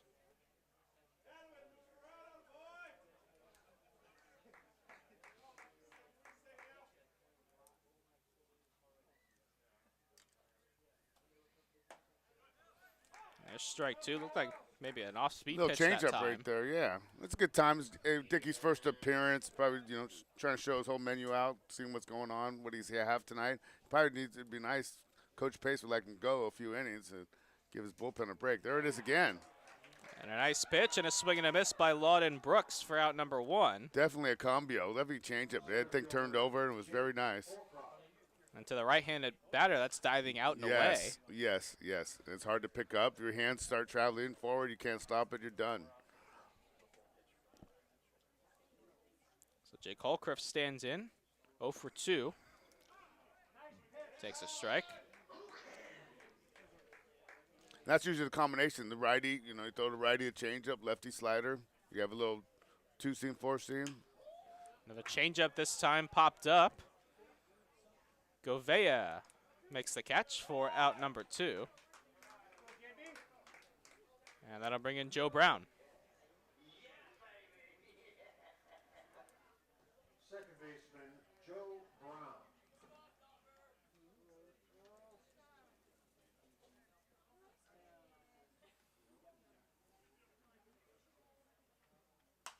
He fouls that one into the parking lot, 0-1.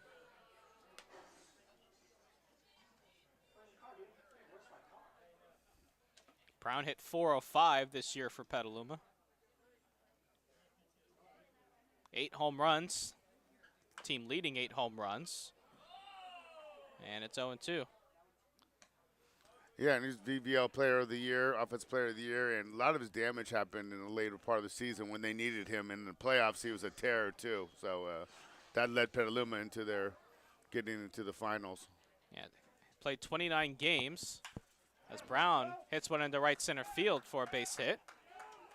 Brown rounds first, and he'll hold there. Strong throw in by Duffalo to keep him at bay.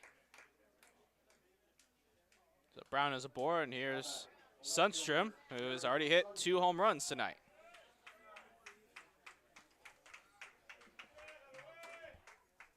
Pretty good challenge right here. I mean, he's throwing that changeup to the right field, to the right-handed hitters. And sometimes Sundstrom is strong enough, he can turn that outside, pull that outside to left field, and he can have a 3-pack.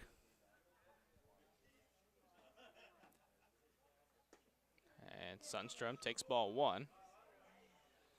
3-run shot in the 2nd, a solo shot in the 4th, and in the 1st he grounded out.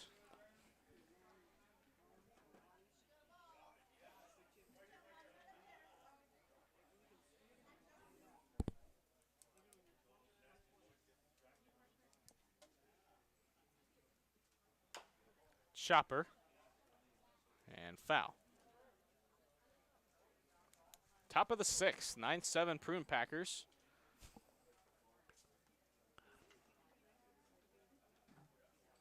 Stompers led this game 7-0 in the first inning. Since then, it's been all Prune Packers.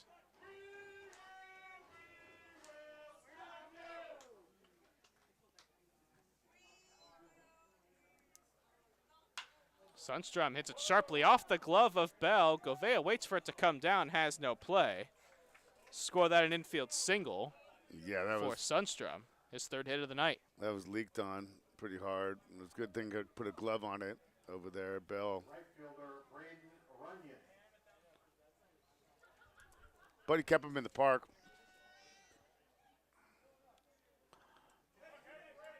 Here's Braden Runyon.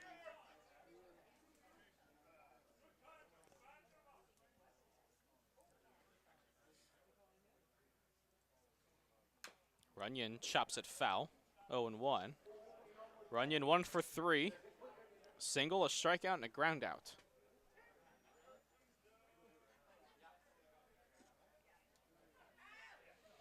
Kyle Dickey got the first 2 outs rather easily, a strikeout and a pop out. But a pair of 2-out singles have Healdsburg in business. Change up. There it is, and it just misses.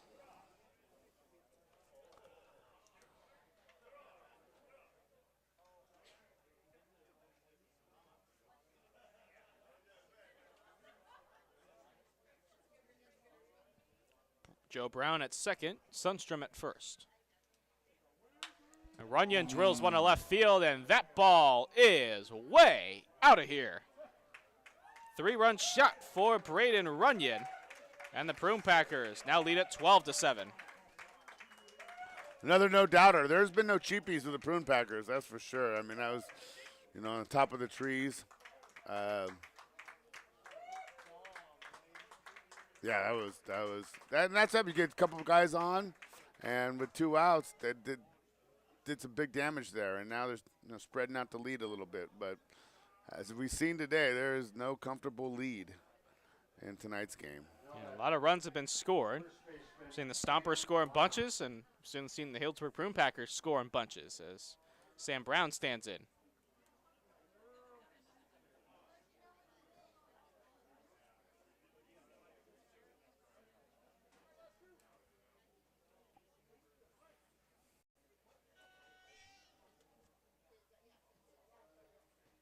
Sam Brown takes a strike.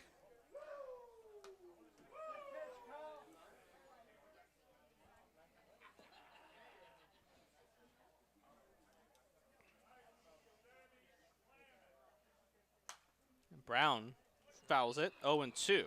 I think Brown was trying to make it 13-7 there. That swing.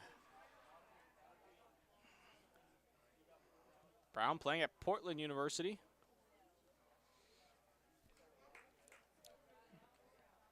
It's all WCC second team as a freshman.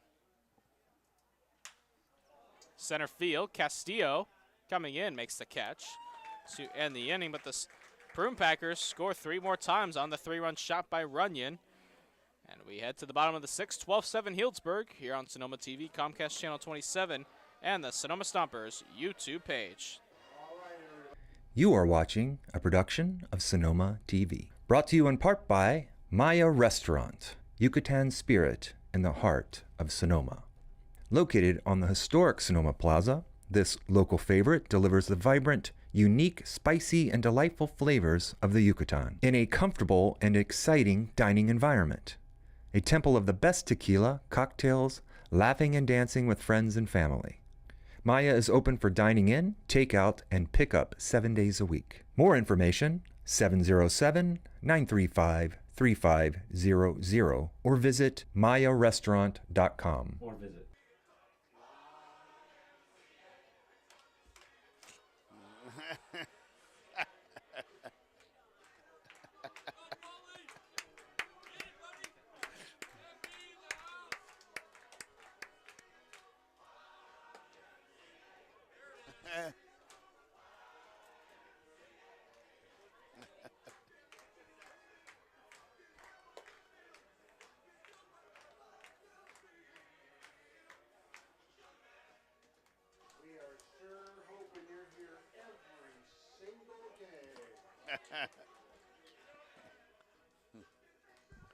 love it here in Sonoma.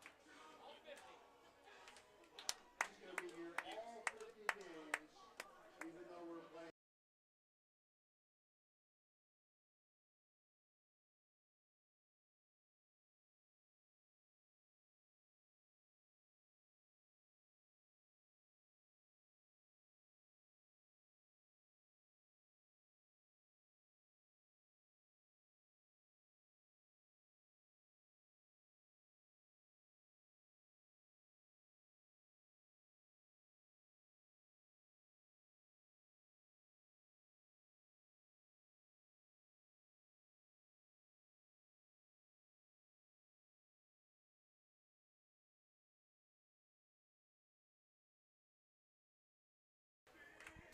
Grant Cherry, the new pitcher for the Healdsburg Prune Packers out of University of Tennessee.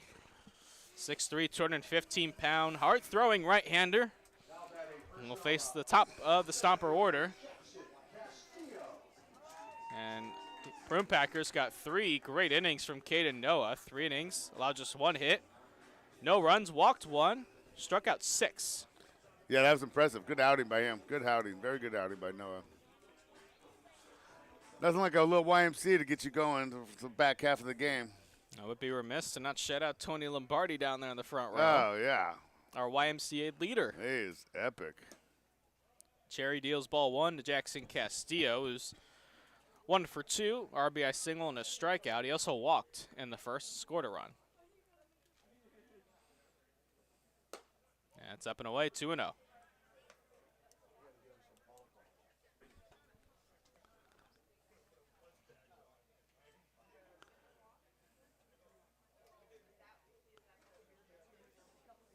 3-0. So Cherry having some trouble finding the zone to start. Right on cue, strike 1. Took something off that time to get strike 1 on the board. That's ball 4. Castillo lays off. So a leadoff walk. Now bring in Dakota Duffalo. And at this point, Coach, kind of just pass the baton mentality now, down Yes, 5 runs. Hey, keep the line moving right now. That's all it is. Keep the line moving and, lean on your teammates right here because you got some ways to go. But if you can chip away, get a few here, a few there, throw a couple zeros, we can make it a late great one. And with a hard-throwing right-hander like Cherry, if a stumper hitter just gets a barrel on it, it's going to travel a long way. That gets past McDonald all the way to the backstop, allows Castillo to head to second.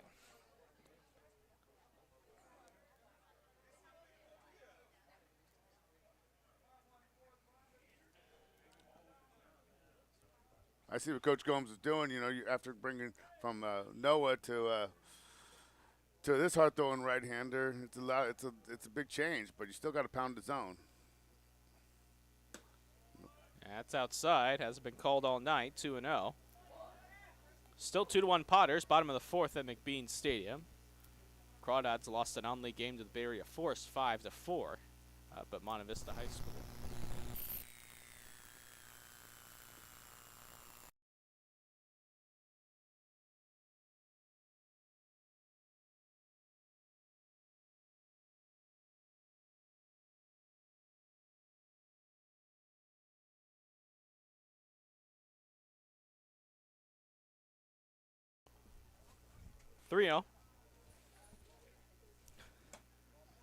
That's ball 4. So back-to-back walks.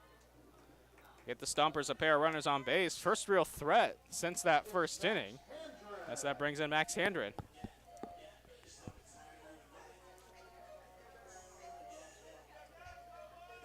So Grant Cherry struggling to find a zone. 8 balls to just 1 strike in his 9 pitches so far.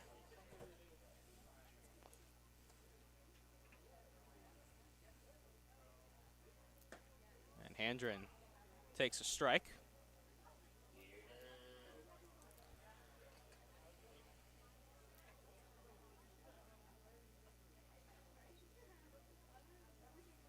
Prune Packers will be at home tomorrow night at Recreation Park, their home opener.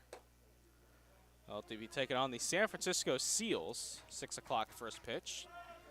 Stompers will be here against the Lincoln Potters, 6:05 the first pitch. That'll round out the 6-game homestand to begin the 2022 campaign. Hendren with a good hack that time, 1-2.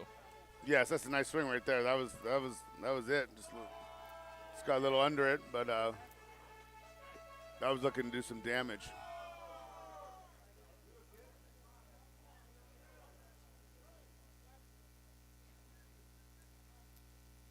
One, two.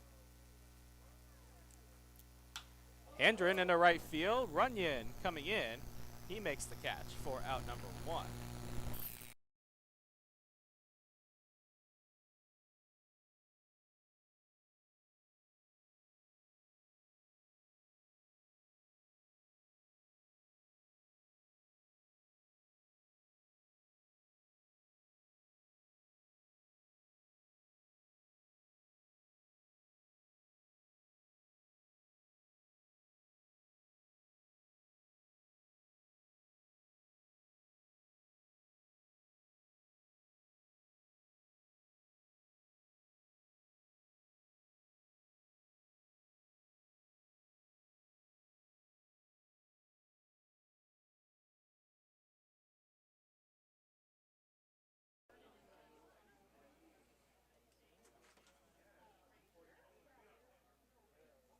And that skips past McDonald. Another wild pitch.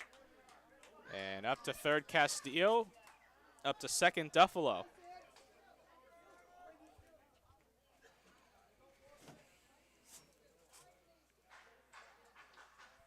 So Cherry showing a little bit of wild throwing throughout. Pair of wild pitches through 14 thrown. We've seen our share of wild pitches today. I think I've seen a lot, and they've been wild. Cherry working from the windup, blows the fastball by Mcenroe.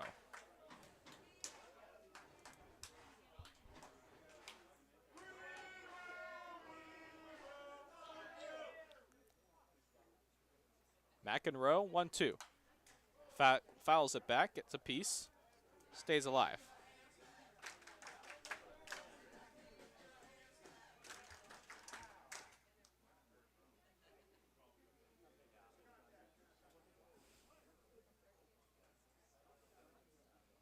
One ball, 2 strikes. Outside, count even at 2-2.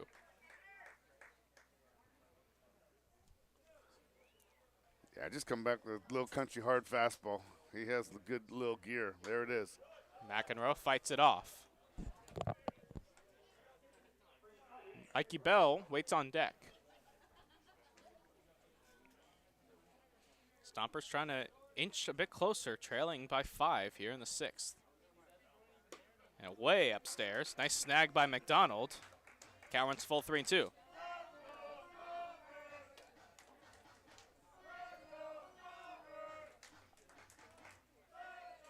Stompers 3-0 on the season. In their second CCL contest, the first one still hasn't been decided yet. And it's outside ball 4. The bases are loaded on 3 walks.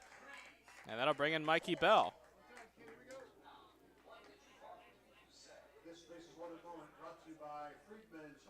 And that'll bring out the pitching coach for Healdsburg.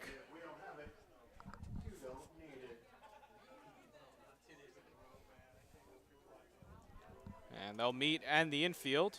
Stompers with the bases loaded, 1-out situation, a couple chances to get back into this game. They start off on fire, 7 runs on 8 hits in that first inning. Since then, just 2 hits, but in a very good situation now. The base loaded and 1 out, Coach. Yeah, I think he's still got to stay disciplined here. Still stay disciplined. You know, he's proven that he will throw enough balls, and if you can get a free one, that's fine. Still not be afraid to hit at any count, as the Stompers are not. And let's prove himself. He's got to get the ball over the plate, and then if we can get a couple free ones here, and then get a big hit, we're right there. So, big at bat right here. Cherry winds and fires. Bell to right field, hit well. Runyon going back, still going back. He dives, and he can't make the catch. Castillo comes in to score. Duffalo will hold at third. Great effort by Runyon to at least get there. But it's a long RBI single for Bell. The Stompers get a run closer. Wow, that was a nice piece right there. Long run, had it in his glove. I think when it hit the ground, it popped out. I just think that Stompers should have had more than run. You got to extend as a base runner a little bit more on that to get more than a long single on that. But that being said, they got one on the board and looking to make this a big inning. Davis Cup, the possible tying run. Named Pac-12 honorable mention at Utah this past season. Chases in the dirt, but it gets away from McDonald on the wild pitch. Duffalo scores. It's 12-9. Bell up to second. Mcenroe up to third. Did he go? Yeah, I'm not sure if that was ever They decided. still haven't made the call yet. Oh, no. Ball one. I think it's ball one. And yeah, it's ball one, 1-0.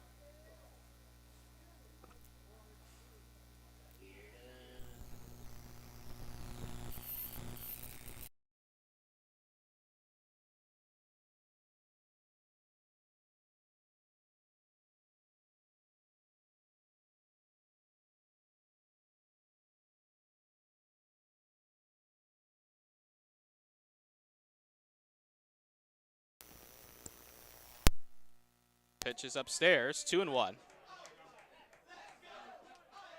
2 runs home for the Stompers in this inning.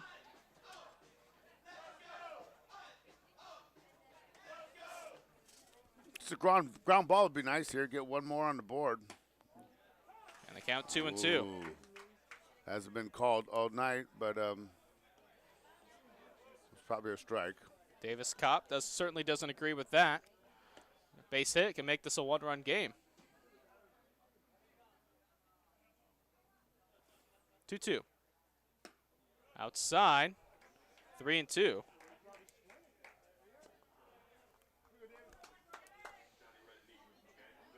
This is where you got to get a quality at bat. You got to put the ball in play. You got to get a run out of this or a free pass. Upstairs, ball 4. Bases loaded again for the Stompers. And here comes Jacob Weiss.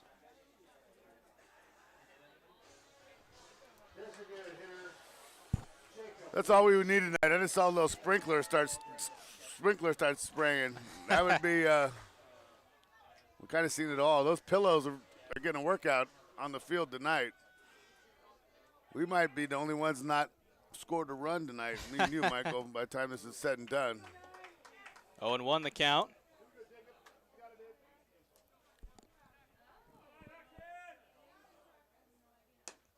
Yeah, swing and a miss, quickly 0-2. Country fastball right there.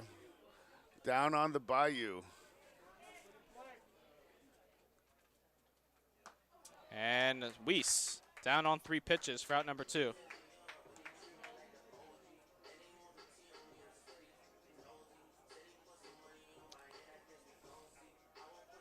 So that'll bring in Alex Govea.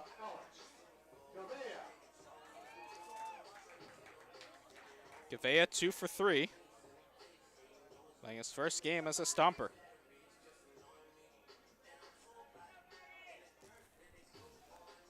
So Govea hoping to pick up those 2 runners at second and third. That's upstairs.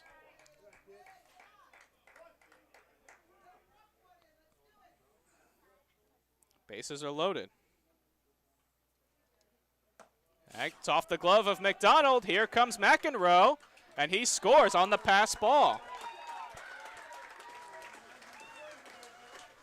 And it's 12-10. Second and third. Now the tying runs at second base all of a sudden. That's a tough one right there. That's not how Blake does it. It's just one that got away, and that's a tough one right there. Especially when Cherry was just starting to fill it up right there, starting to find himself. But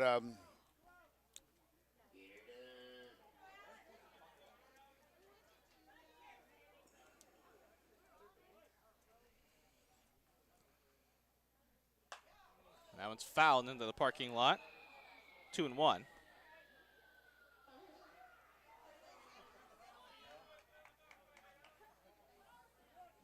Govea out of Manteca High School. And nearly again off the glove of McDonald, but this time he holds on, but it's 3-1. He's definitely going to work out back there.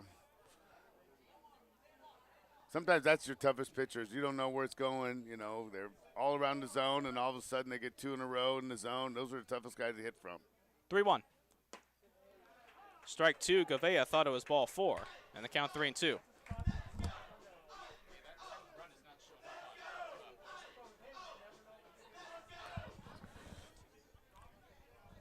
Three balls, 2 strikes, 2 out.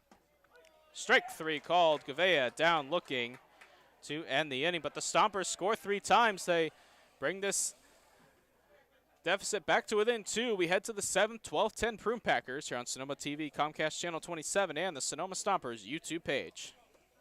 This broadcast is sponsored in part by The Schoen Group, located on the beautiful Sonoma Plaza. The Schoen Group is affiliated with Sotheby's International Realty. Our goal is to be your realtor consultants and representatives for many generations to come. For information and guidance regarding wine country real estate, you may contact us at 707-933-1515 or by visiting schoengroup.com.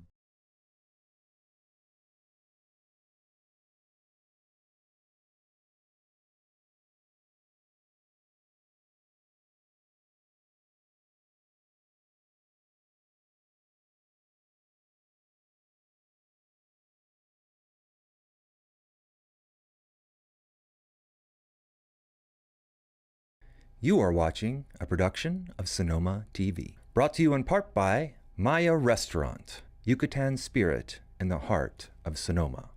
Located on the historic Sonoma Plaza, this local favorite delivers the vibrant, unique, spicy, and delightful flavors of the Yucatan in a comfortable and exciting dining environment. A temple of the best tequila, cocktails, laughing and dancing with friends and family. Maya is open for dining in, takeout, and pickup 7 days a week. More information, 707-935-3500 or visit mayarestaurant.com.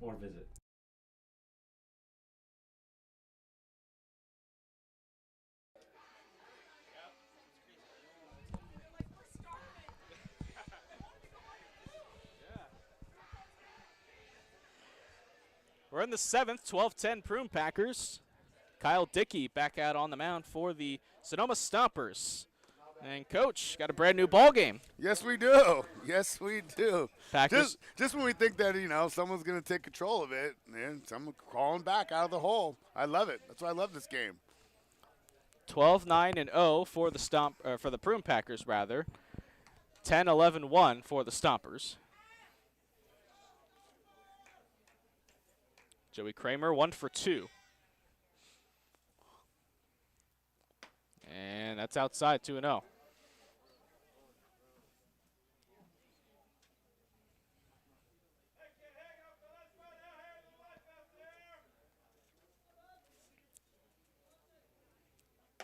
It's up and away 3-0. And that's the frustrating as a coach. You get up, you inch away, you inch closer, get 3 on the board, and then, you know, you get a walk or a deep count the first batter, and it's just you cannot get ahead. And there's ball 4. Oh, spoke too soon. Strike 1. 3-1. It'll be Kramer, McDonald, and Crawford for the Prune Packers.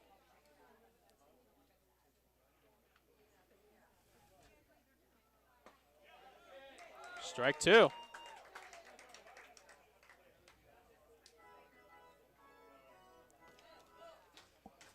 Kramer thought it was ball 4, but nonetheless it's 3-2. That inside pitch they've been giving them, it's been very effective. Kramer shoots that up the middle for his second hit of the contest.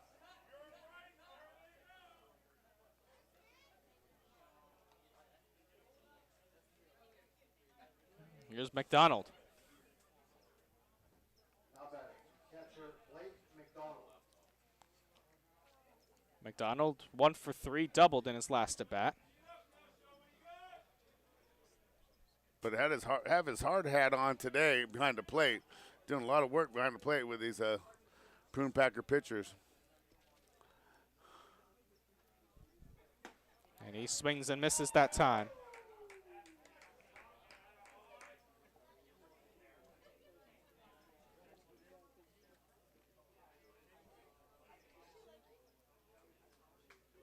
Here's the 0-1.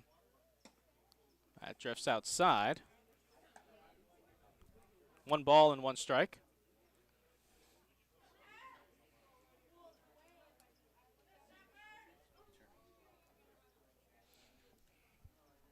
And another swing and a miss that time. 1 ball and 2 strikes now.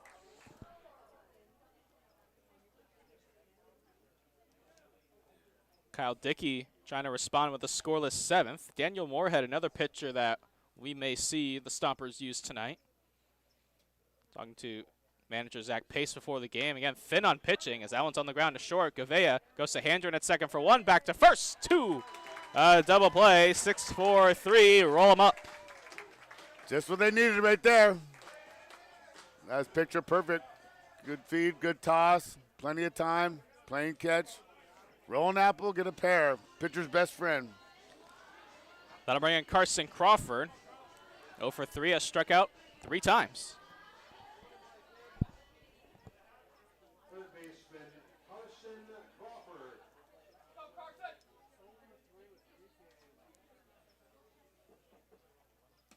And he takes a strike.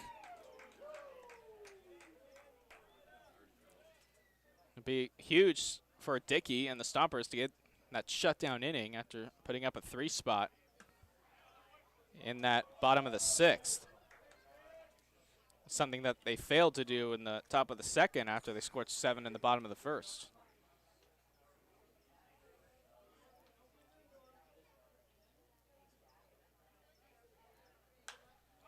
In the air, shallow right, Duffalo coming in, has a beat on it, makes the catch to end the inning. So Kyle Dickey faces the minimum after giving up the leadoff single, gets the double play and the flyout to end the inning. Time to stretch here in Sonoma. 12-10 Prune Packers here on Sonoma TV, Comcast Channel 27, and the Sonoma Stompers YouTube page. You are watching a production of Sonoma TV. Brought to you in part by Maya Restaurant, Yucatan Spirit in the heart of Sonoma. Located on the historic Sonoma Plaza, this local favorite delivers the vibrant, unique, spicy, and delightful flavors of the Yucatan in a comfortable and exciting dining environment. A temple of the best tequila, cocktails, laughing and dancing with friends and family. Maya is open for dining in, takeout, and pickup 7 days a week. More information, 707-935-3500 or visit mayarestaurant.com.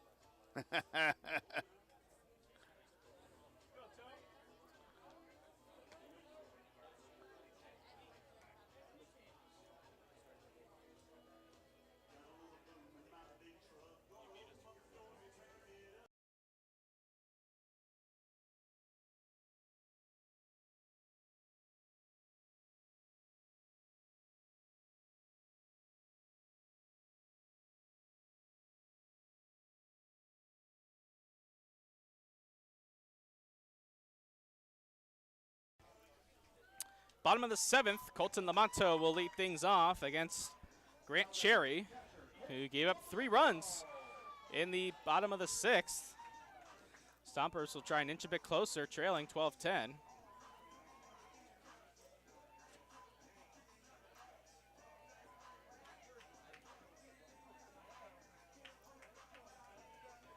It'll be Lamonto, Castillo, and Duffalo.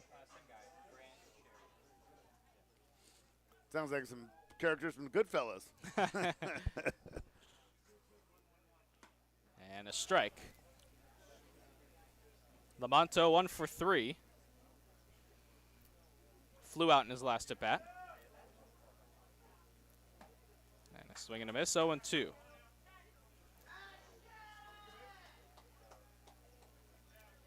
Most effective pitch is fastball. He's been pounding them, and it's been doing the job.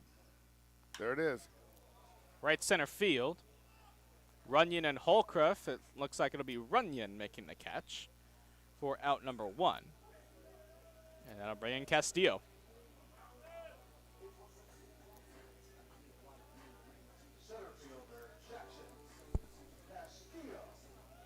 Lights are on here at Arnold Field. Has it got any cooler? Jeez, still feels pretty warm. And it's still pretty warm. 81 degrees here in Sonoma.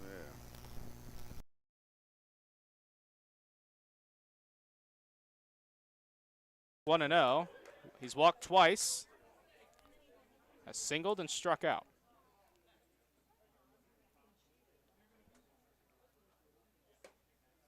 2-0.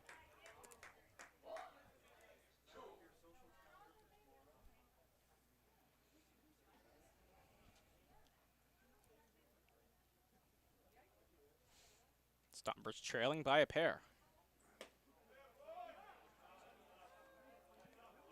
And a strike. Home plate umpire hearing it from some of the Stomper fans.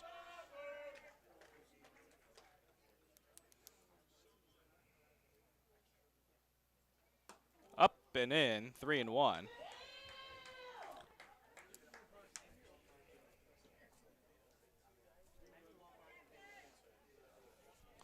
Well, Stompers need a base runner. Bring the tying run to the plate.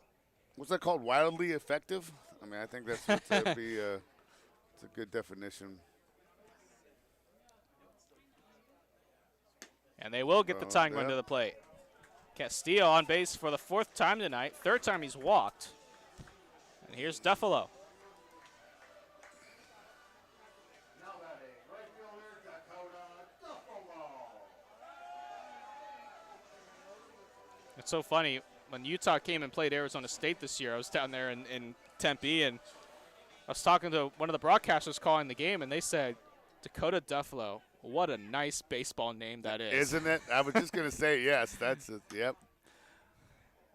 Duffalo fouls it back. Yes, their parents did good on that one. I wonder if he has any siblings. That'd be interesting. Duffalo has a hit, has walked twice.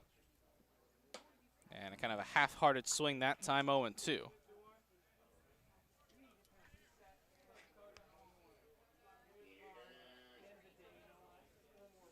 Castillo on first.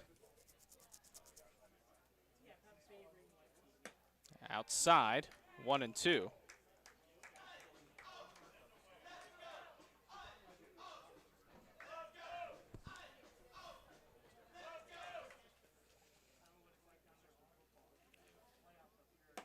Up and away, 2-2. We've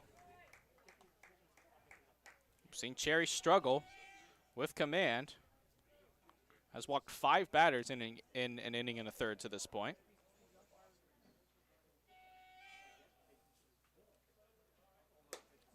From 0-2 to 3-2.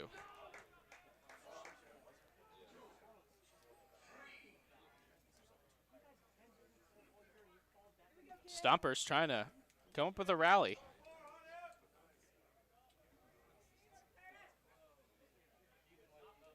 Payoff pitch. Duffalo stays alive. Those are effective foul balls right there because when you foul something off like that, when he's effectively wild, you know, he might only have one of those in his holster, and he might be ball 4 right here, and then we got something going. Castillo goes, Yep, and another one. Duffalo stays alive. Right on it.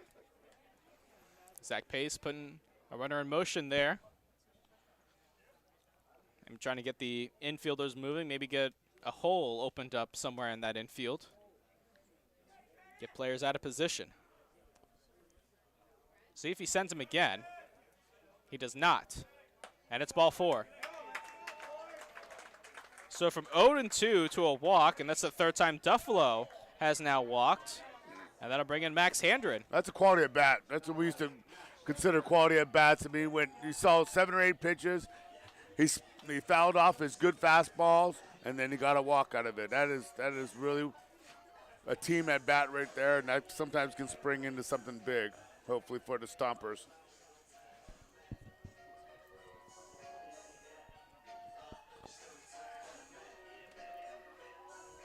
Sixth walk issued by Grant Cherry to this point. And just an inning and a third.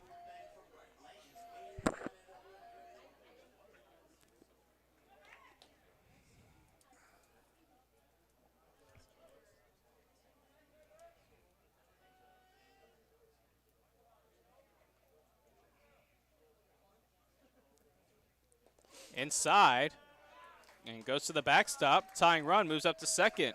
That's funny. I was just going to say, you know, this might be a good time to get a double steal, put those two guys on, put pressure on them, but that's why I'm up here. Pace knew that probably the way he's been effectively wild, we might get one to the back screen, just as ordered. Runners in scoring position. Well, base hit could tie this game. Hendren takes inside 2-0.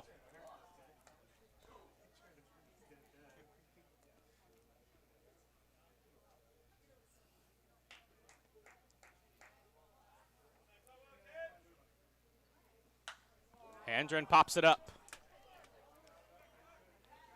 Lawden Brooks, the shortstop, makes the play, has to recover a bit, and a big out number 2 for Grant Cherry. That's tough as a coach sometimes on 2-0 pitches. I mean, your rule is if you're swinging at 2-0, it better be a double. I mean, especially when a guy is throwing a lot of balls. You're gonna get another at bat, but that better be a for sure double because now we're in a whole different position. Now we're 2 outs, and it's a whole different rally kill. Although, with Cherry being wild pitch in our pass ball certainly is a possibility. And we've seen him throw multiple of those in a single at-bat. 12-10.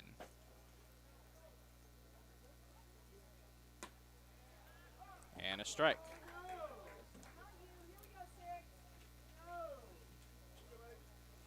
Tucker Mcenroe at the plate, 2 for 3, walked in his last at bat.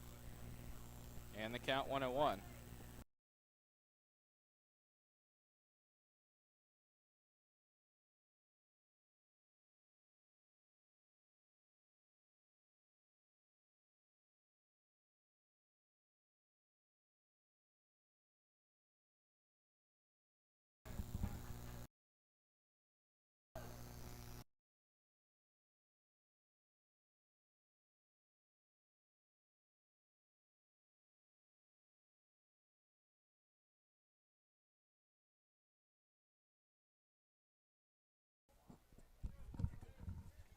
Two balls, 2 strikes, 2 out. Tucker Mcenroe at the plate.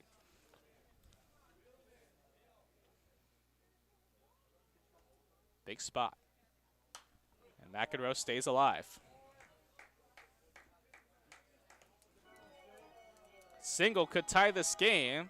Mcenroe has showed the power. Had a 3-run home run in the first. Packers with action in their bullpen. Right-hander. Getting loose.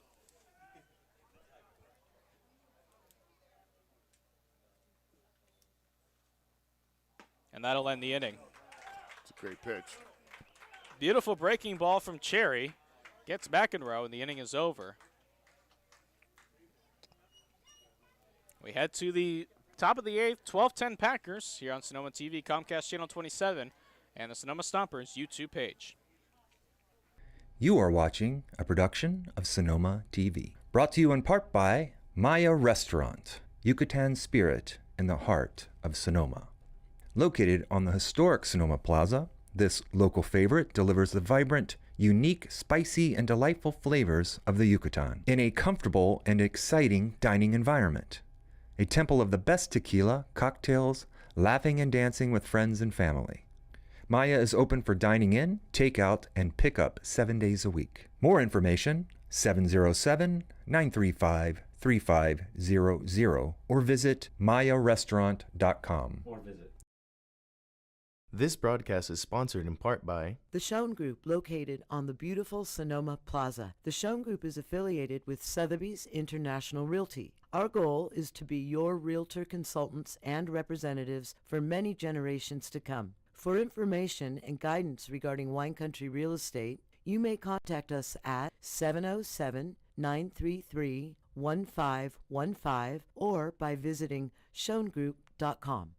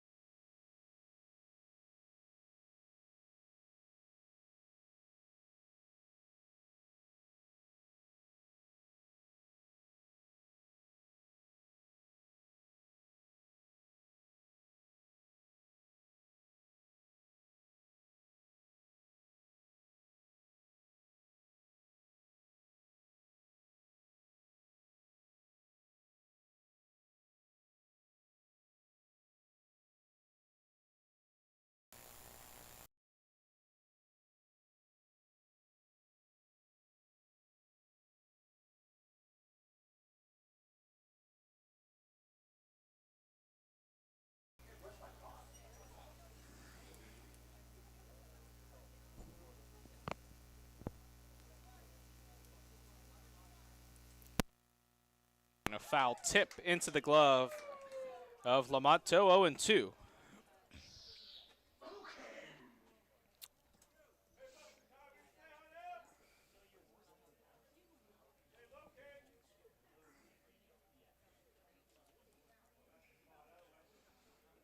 And the 0-2 chop foul. Yeah, I just had a flashback when Carson Crawford's last at bat, he had a hat trick, and mentally that wears on you. I remember in college, I playing TCU and facing Reed Ryan, and I had Nolan Ryan's son. I had a hat trick. All I wanted to do was not strike out, and I did the exact same. I popped out and I threw a party because I didn't want 4 coming in on me. But mentally, that's just I don't know how Crawford much better player than me, but Reed Ryan, crazy. He had the same everything as his dad Nolan, but he was only 88 and 89, and with a nasty changeup. Right. But those can make long days. Duffalo makes the catch for out number 1. And yeah, just mentally, kind of that's all you're thinking about is, you don't want that golden sombrero. And it's only natural. I mean, it is. He just. And oppositely, I mean, when I have my best days, if I get a couple hits right away, every at bat I'm getting hit. You have that confidence. 90% of your at bat is happening on deck circle. How you walk up to the plate, and that's what people don't realize. You got to have that going into the plate, walking up there. If you have a bad mindset, it's gonna look bad. It's gonna be a bad outcome, So, but if you're feeling good about yourself, feeling good about your swing, you're gonna be rounding the pillows. 1-1 to Jake Holcroft.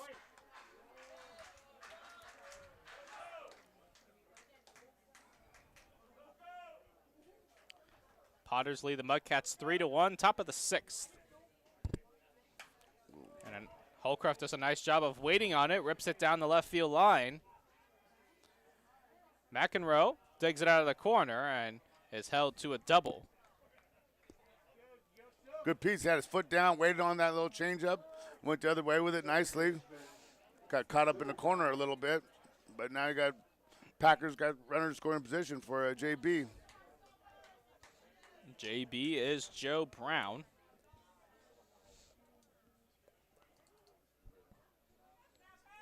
Joe Brown, 1 for 4 on the day, singled and scored in his last at bat.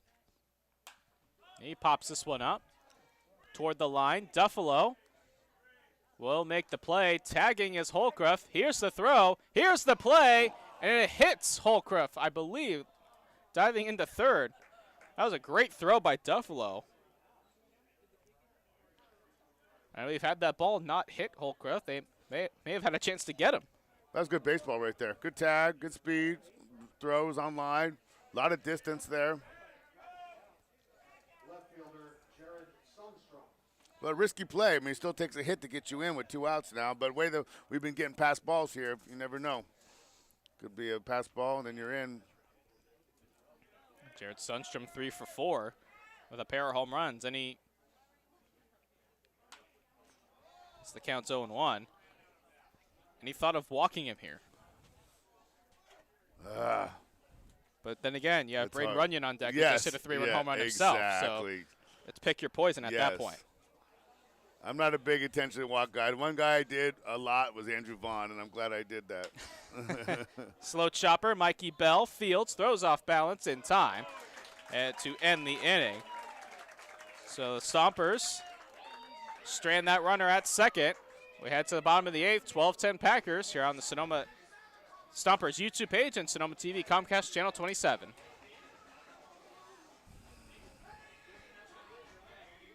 You are watching a production of Sonoma TV. Brought to you in part by Maya Restaurant, Yucatan spirit in the heart of Sonoma.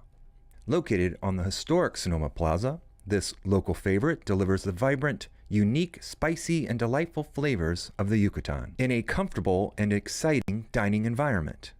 A temple of the best tequila, cocktails, laughing and dancing with friends and family. Maya is open for dining in, takeout, and pickup 7 days a week. More information, 707-935-3500 or visit mayarestaurant.com. This broadcast is sponsored in part by The Schoen Group, located on the beautiful Sonoma Plaza. The Schoen Group is affiliated with Sotheby's International Realty. Our goal is to be your realtor consultants and representatives for many generations to come. For information and guidance regarding wine country real estate, you may contact us at 707-933-1515 or by visiting schoengroup.com.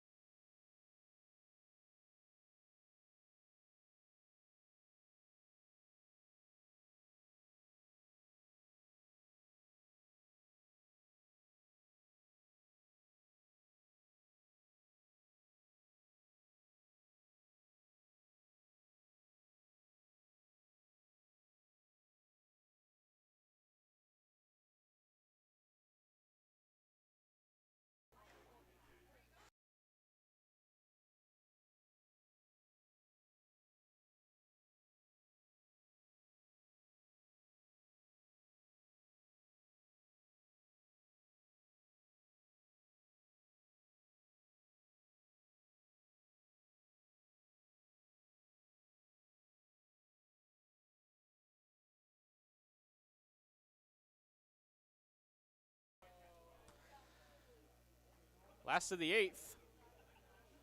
Packers lead at 12-10. New pitcher is Noah Milliken. 6'5", 205-pound right-hander out of Pennsylvania University.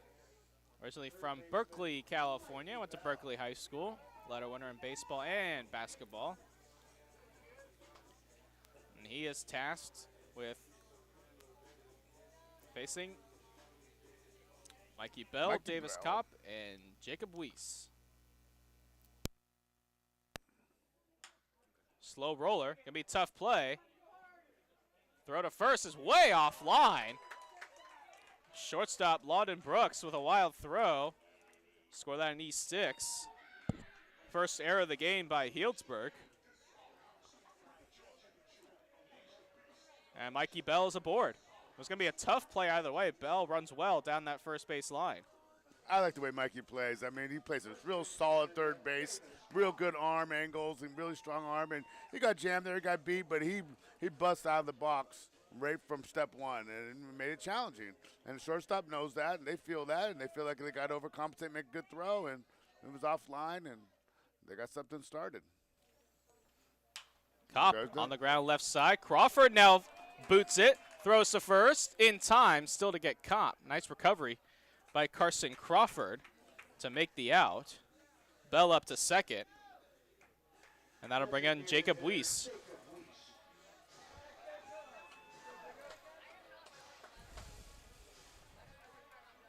So action right here on the first two pitches of the inning.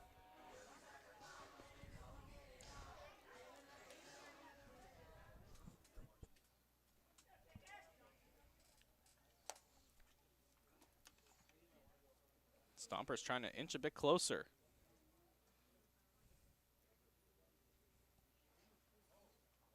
And a half-hearted swing. He went around.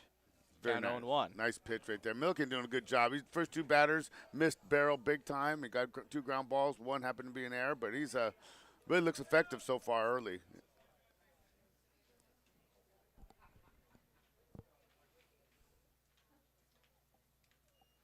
And now time is called. McDonald and Milliken will have a word. They don't have those speakers in their hats, huh? Like No pitch comm. And that pitch comm and what is it? Smoke signals. What are they going to do? I mean, yeah, that's interesting. The game always is changing, evolving. Like it or not, it evolves. Weiss at the plate, and then Alex Govea on deck. About your boy Judge, huh? Having a good year, huh? The Judge, huh? Yeah, the Yankees Yeah, off to a that, really yeah. good start. Yeah. Beat the Cubs tonight. Yes. He's a fixture in my fantasy. There you go. I hope he's a fixture in pinstripes after the season as I know, well. I know. I'm hearing all these rumors that he's going to get picked up by the Giants. West Side, West Coast, Originally from Linden, yeah, so yeah. makes a lot of sense. Yes. Breaking ball, cue shot. Joe Brown fields it, gets a Oh. weird hop, throws to Save. first, just in time to get Weiss. And that'll bring in Colton Lamonto. That's when you know a pitcher has a lot of action on their ball. They've used every part of the bat that's hitting ground balls. I mean, from the top to the bottom, and he's missing barrels, the ball's diving, and doing a good job. But your defense has to, play catch.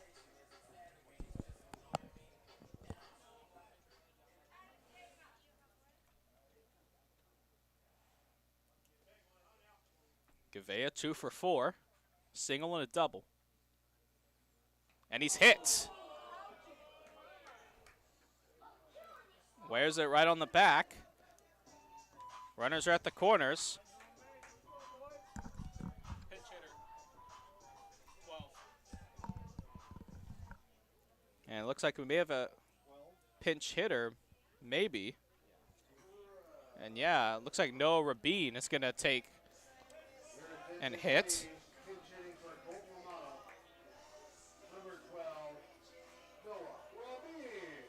So Rabin will hit for Lamonto. Lamonto was 1 for 4. They can get a run across here. It'd be nice for them so they can just have 1 run to work 4 in the 9th. I mean, this is a big run right here. Yeah, big Even a spot. little first and third action, too. I mean, they've never put it out of Coach Pace's mind. Make him play catch. A little high school Harry. Rabin takes ball 1. Oh, never mind. Strike 1.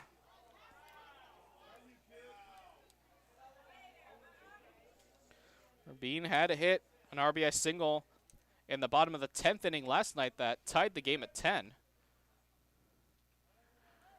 Govea goes. Rabin swings and misses. It's 0-2.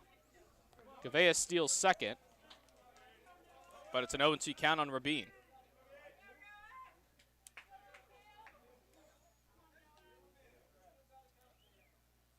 Stompers have had their chances, but haven't been able to push that run across. Up and away. Nice snag by McDonald. Good waist away pitch, and then I'd say he's going to come hammer down that slider again in the hands.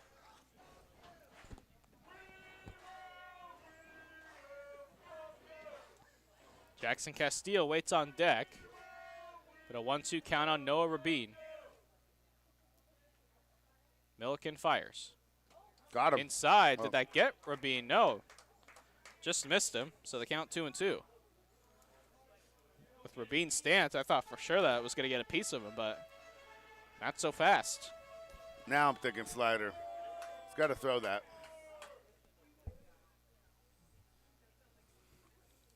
Two balls, 2 strikes, 2 out. Breaking ball roped, foul, into the parking lot. He was thinking that too. I guess we're all on the same page.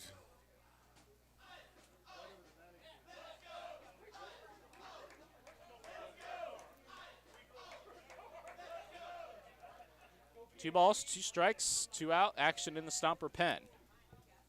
First, a big pitch coming to Rabin.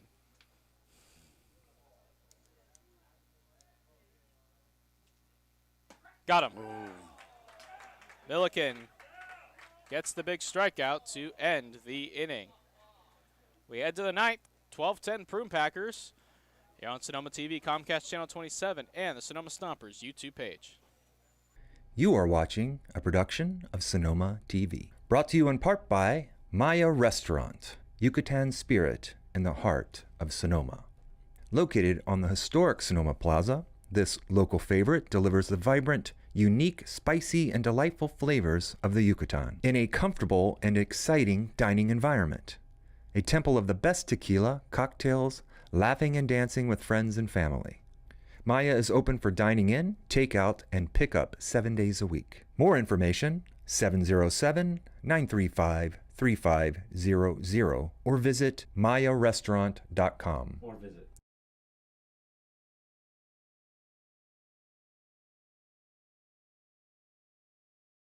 This broadcast is sponsored in part by The Schoen Group, located on the beautiful Sonoma Plaza. The Schoen Group is affiliated with Sotheby's International Realty. Our goal is to be your realtor consultants and representatives for many generations to come. For information and guidance regarding wine country real estate, you may contact us at 707-933-1515 or by visiting schoengroup.com.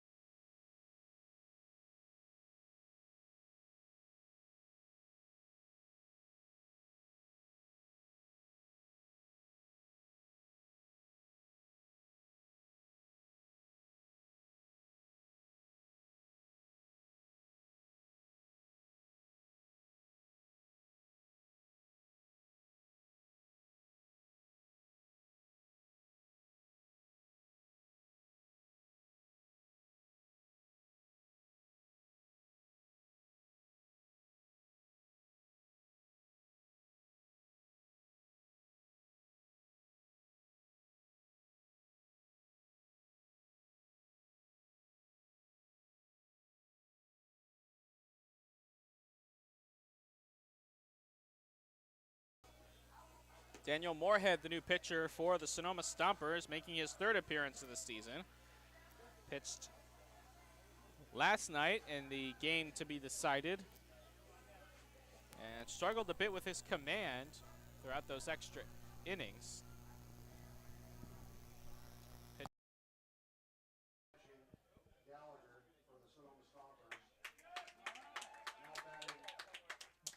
And he'll face Braden Runyon, Sam Brown, Joey Kramer for the Prune Packers. Top of the 9th.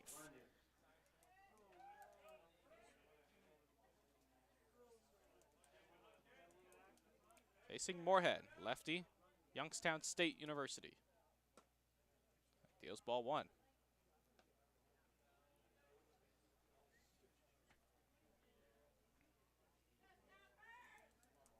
Runyon hit a 3-run home run back in the 6th. Yeah, his last at bat. Yeah, he had tree topper. That was Earl Weaver's favorite 3-run bomb. He talked about efficiency. Yes. That's efficient. Yes, it is. There's a strike. Braden Runyon visibly frustrated.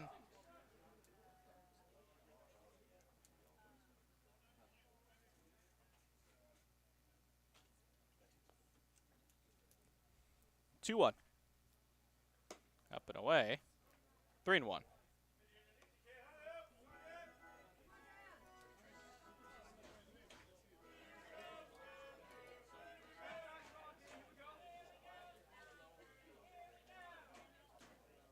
Three balls and a strike on Braden Runyon. Fouls that one back, 3-2. And it got stuck in that chain link fenced up there.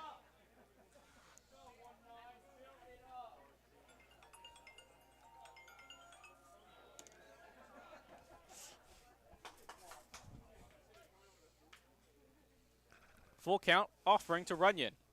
Up and away, ball 4. So Runyon is aboard. And that'll bring in Sam Brown. First baseman, Sam Brown.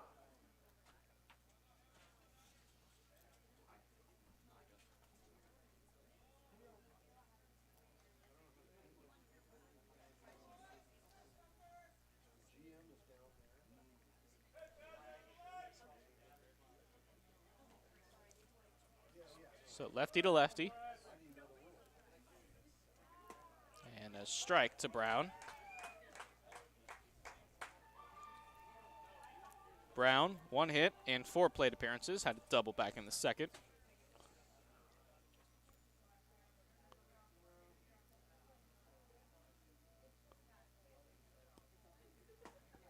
There's a strike. 0-2. Found a little zone right there. Found a little consistency at the outside corner. Comes out with his hand a little dark. Setting up way away. And 0-2 misses. Jack Gallagher, the new catcher for the Stompers.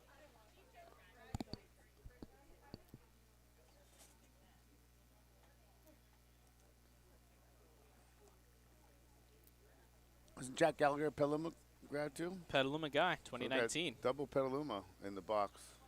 And former teammates. Yes.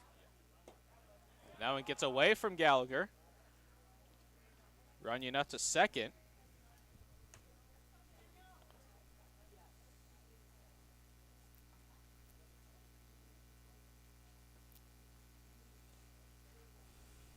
I'm sure manager Joey Gomes would love some insurance here.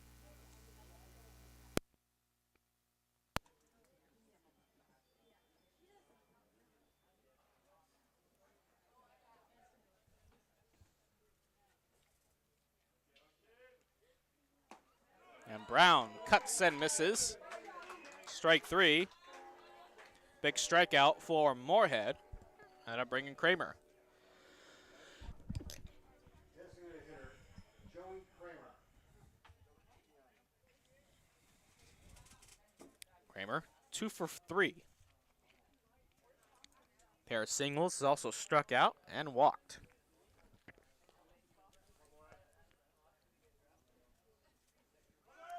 Runyon takes off for third, called strike, and no throw from Gallagher. Had trouble getting out of his glove.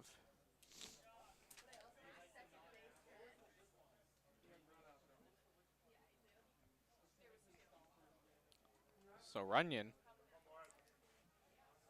with a smart play, taking third, and usually when you're taking third, you're taking that on the pitcher, coach. Yes, it is. Yep.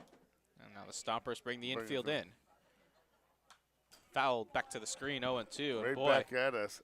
could Moorhead use a strikeout here? And sometimes as a pitcher, you're trying to zone in on that. You know, you're missing, you're inconsistent. You're really trying to zone in on that catcher, and you forget about that guy at second. He gets a running lead, and there you go. Now you're putting your defense in a tough position right now, especially with the hard-hitting Kramer up.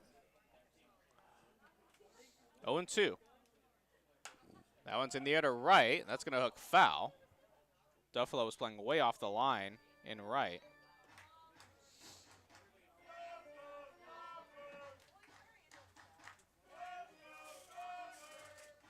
So Moorhead playing for the strikeout here in the 9th.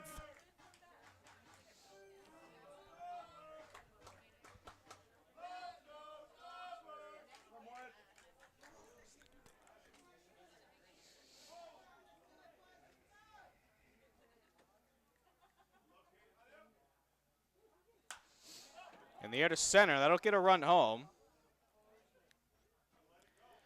Castillo makes the play. Runyon tags. He'll score easily. It's a sacrifice fly for Joey Kramer. And the Packers now lead 13-10. And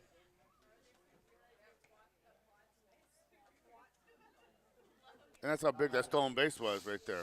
You know, get him in scoring position, and you manufacture a run.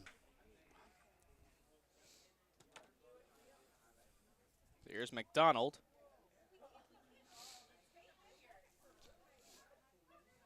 Moorhead going to go back and work from the windup now. It's 1-0.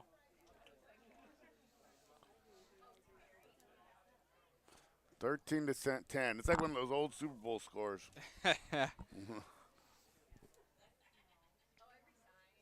Ooh. Inside, nearly got McDonald, but it's 2-0.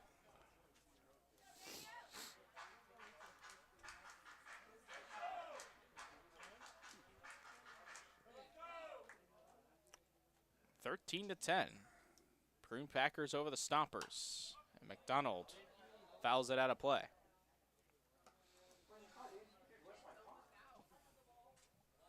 Stompers in the bottom of the ninth will have the top of the order. Jackson Castillo, Dakota Duffalo, and Max Handren.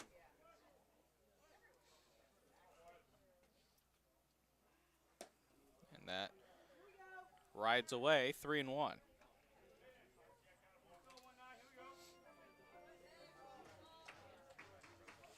Stompers down to their final 3 outs, in danger of losing their first game of the season.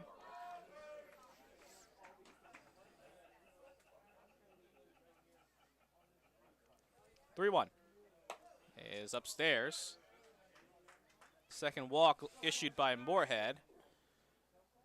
And I'm sure how the season goes on, this is most of the time this is the first or second outing of the summer. The season goes on, they're going to feel it, they're going to feel more comfortable, and I think they'll be pounding zone more. I'm sure their head coaches from the colleges have stuff they told them they need to work on, and I'm sure they're in contact with Coach Pace and let them know how they're doing, how they're reacting. The biggest thing is to work on it, but to stay healthy so they can be ready for their upcoming college season.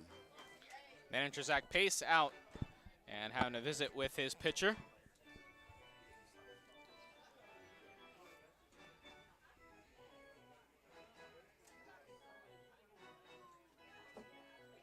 And Pace has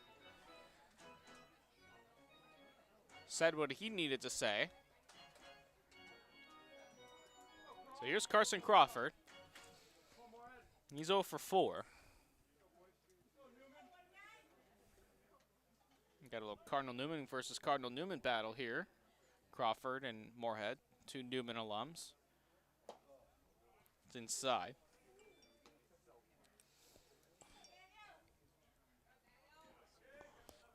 Both of them have a little struggle today. Let's see if one of them can take advantage. Get something good for themselves they can work on to tomorrow, the next outing. Crawford shoots one into left field for a base hit. Up to second goes McDonald, so Carson Crawford gets into the hit column. And Healdsburg, first and second, 2 out.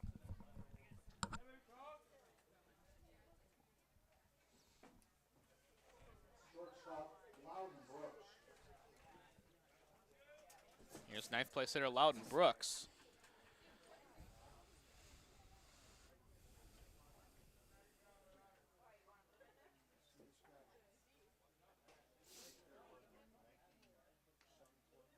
(1-0) drifts away, and the count 2-0.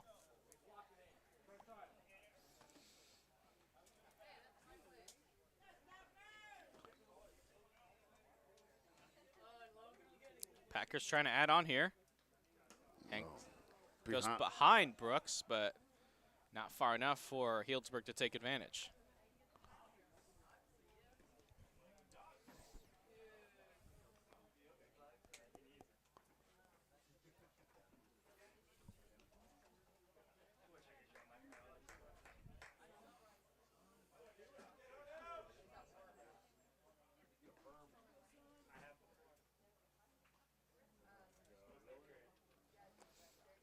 That one's on the ground. Got the green light on 3-0.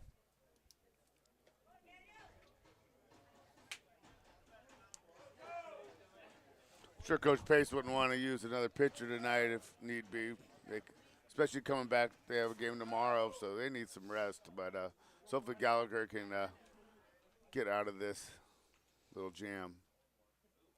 Upstairs, ball 4, I thought. I guess it's ball 3.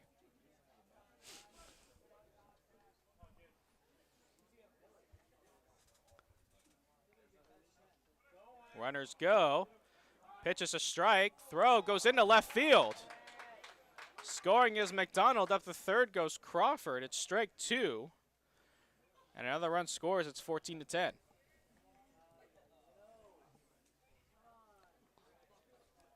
Score that in E2. Second error of the game committed by the Stompers.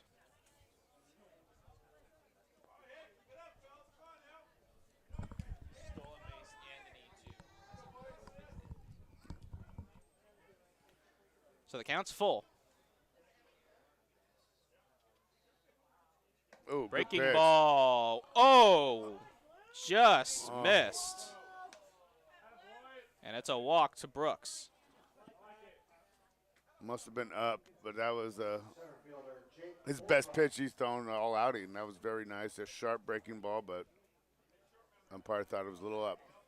Moorhead frustrated on the mound and probably has a gripe there.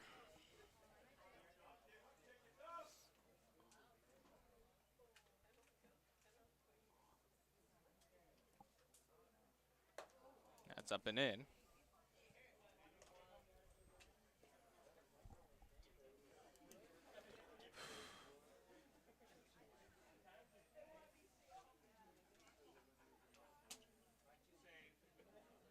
One 0. Slider swung on and missed. 1-1. Sharp slider right there. Where we at? We at the 3-hour clip yet? I believe we just passed it. 9:08 p.m. now. We get double time now. Perfect. 1-1. Hit gotta up the charge middle. Govea fields, throws to first, and scooped out by Kopp to get the speedy Holcroft to end the inning. Nice play by Alex Govea at short, but the Packers add 2 more. Here in the 9th, they lead it 14-10. Stompers down to their final 3 outs here on Sonoma TV, Comcast Channel 27, and the Sonoma Stompers YouTube page. You are watching a production of Sonoma TV. Brought to you in part by Maya Restaurant, Yucatan spirit in the heart of Sonoma. Located on the historic Sonoma Plaza, this local favorite delivers the vibrant, unique, spicy, and delightful flavors of the Yucatan in a comfortable and exciting dining environment. A temple of the best tequila, cocktails, laughing and dancing with friends and family. Maya is open for dining in, takeout, and pickup 7 days a week. More information, 707-935-3500 or visit mayarestaurant.com. This broadcast is sponsored in part by The Schoen Group, located on the beautiful Sonoma Plaza. The Schoen Group is affiliated with Sotheby's International Realty. Our goal is to be your realtor consultants and representatives for many generations to come. For information and guidance regarding wine country real estate, you may contact us at 707-933-1515 or by visiting schoengroup.com.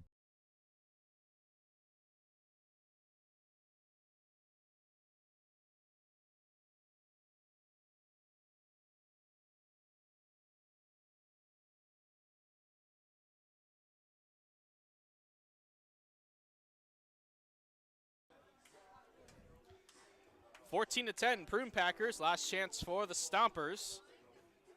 Stompers are at the top of their order, due up. Starting with Jackson Castillo.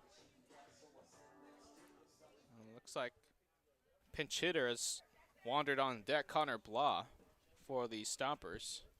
Looks like he's going to hit in Dakota Duffalo's spot. Way outside, ball 1. They love to get some runners on for Handra and get a chance and make this tighten this up. They changed the numbers today.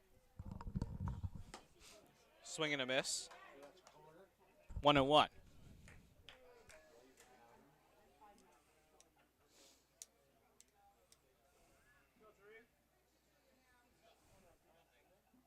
So 1-1 on Castillo. Packer infield with a little bit of an overshift, and it's 0-2. Sharp breaker right there. Very Yeah. nice. Very nice. Tight spin. Packers looking to even up their record at 1-1 on the season. Stompers would drop to 3-1 should this score hold.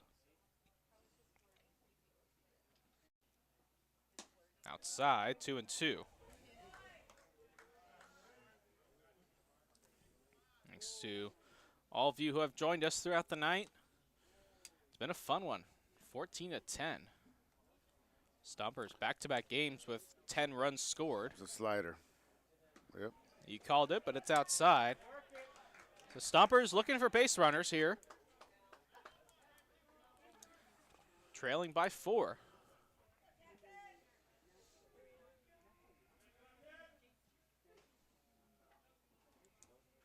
Payoff pitch coming. And Castillo will walk for the 4th time tonight. Wow, good at bat. Good at bats today, Castillo. Pinch hitter will be Connor Blah. Pinch hitting, number 23, Connor Block. Blau getting his first at bat with the Stompers.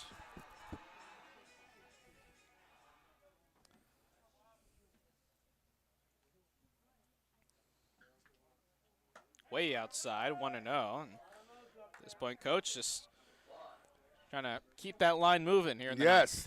Yes, don't give in. Make them throw consecutive strikes. One swing is not going to do it. Yep. 2-0.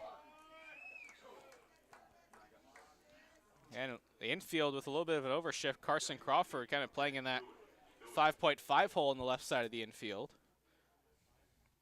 The shortstop Brooks also shaded up the middle. Healdsburg will try and turn 2 on a ground ball. 3-0. Wow. Well, Take sign. auto take right here from and Blah. Interesting helmet, huh? Red helmet. Looked like he just got that from Big Five. I mean, but He is a loyal Marymount yeah, okay. player, so Okay, I okay. believe that's their colors, right? Okay, is it okay? Yeah, I think so. I think there's some logo. There's a logo on there. It's Okay. hard to tell from here. But 6 straight thrown out of the zone for Milliken, dating back to the Castillo at bat. And he gets one on the strike side. 3-1.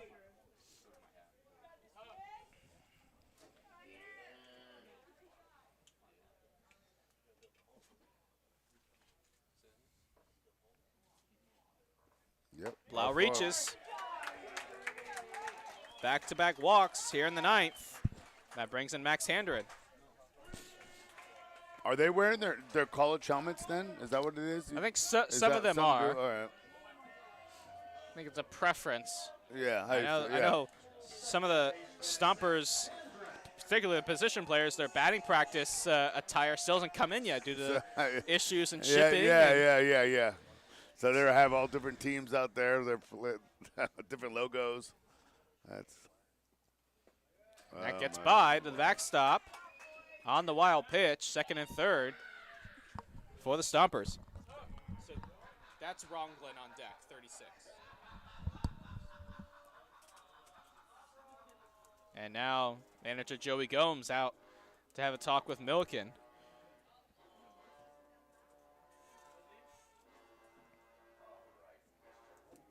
Stompers, do they have a rally in their bones?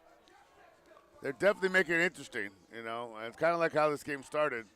So it'd be nice to get to the last at bat to decide this. I know Coach Gomes wouldn't want that. So Gomes will head back to the dugout. Stompers have certainly had their chances. As a team, they have 11 hits. How many lobs? How many left on base? I'm trying to figure that out, but they've also walked 10 times. Oh, yeah, there's So plenty of base runners out there. yeah, free. And that gets by to the backstop. And scoring is Castillo on the wild pitch. Stompers inch closer.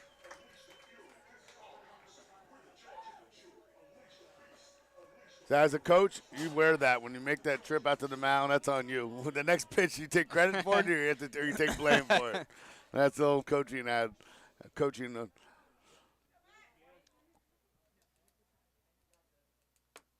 Gavin Ronglin has grabbed the bat and is in the on-deck circle for the Stompers. Handren on the ground to second. This will get a run home. Brown bobbles it. Handren wasn't running hard down the first base line, and he's thrown out.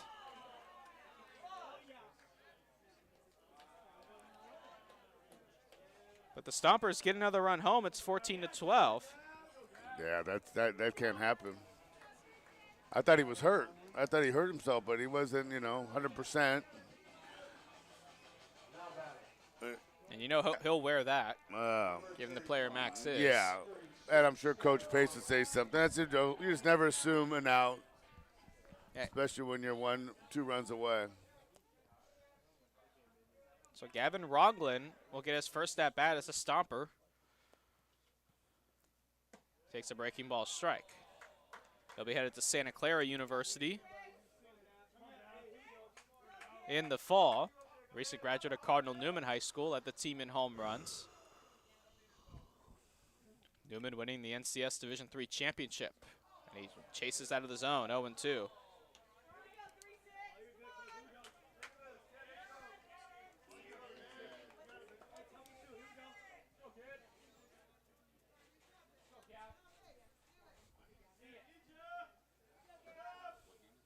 Ronglin down 0-2. And he takes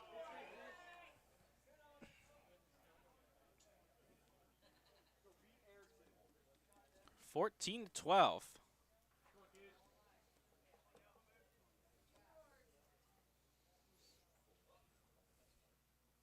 And he takes strike 3 called. Ronglin down looking for out number 2. And it's up to Mikey Bell. Third baseman, Mikey Bell.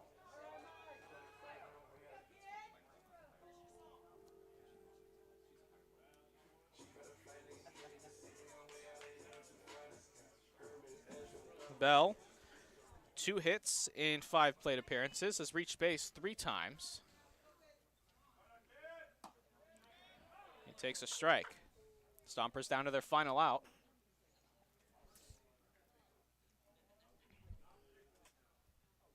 I think Milliken's found something now. He's found a little release spot. Well, that's a good pitch. Slider, swing and a miss. That's dirty right there. That's nice. Stompers down to their final strike.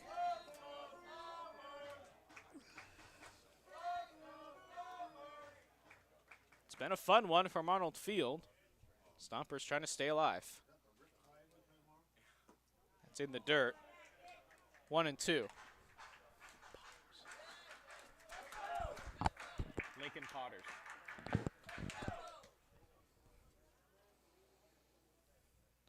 Slider. 1-2. It's the slider. And Bell strikes out to end the ball game. Wow. And the Prune Packers win it 14-12. Here at Arnold Field, they get their first win of the season. They move to 1-1. Stompers drop to 3-1. And Coach, heck of a ball game, 14-12. Yes, it wasn't lacking action. We saw a lot of things, a lot of different, baseball activities, throws, airs, hit by pitches. A lot of good stuff. A lot of walks, a lot of pass balls. But yeah, it was fun. This is the kind of game you expect at early in their season right now, and hopefully this can be wind up as a nice little wine country rivalry with these two clubs. That know these players know each other, and they have a friendly rivalry going on. But Sky State made it a game early and late, so very good, very very fun night.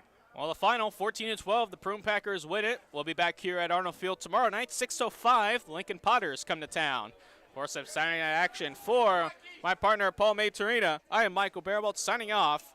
Once again, the final score, Prune Packers 14, Stompers 12.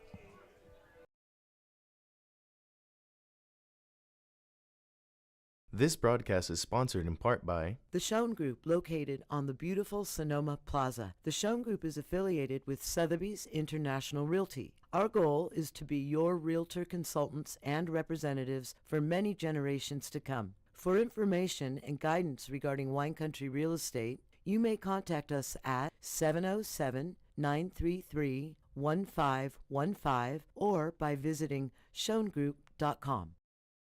You are watching a production of Sonoma TV, brought to you in part by Maya Restaurant, Yucatan spirit in the heart of Sonoma. Located on the historic Sonoma Plaza, this local favorite delivers the vibrant, unique, spicy, and delightful flavors of the Yucatan in a comfortable and exciting dining environment. A temple of the best tequila, cocktails, laughing and dancing with friends and family. Maya is open for dining in, takeout, and pickup 7 days a week. More information, 707-935-3500 or visit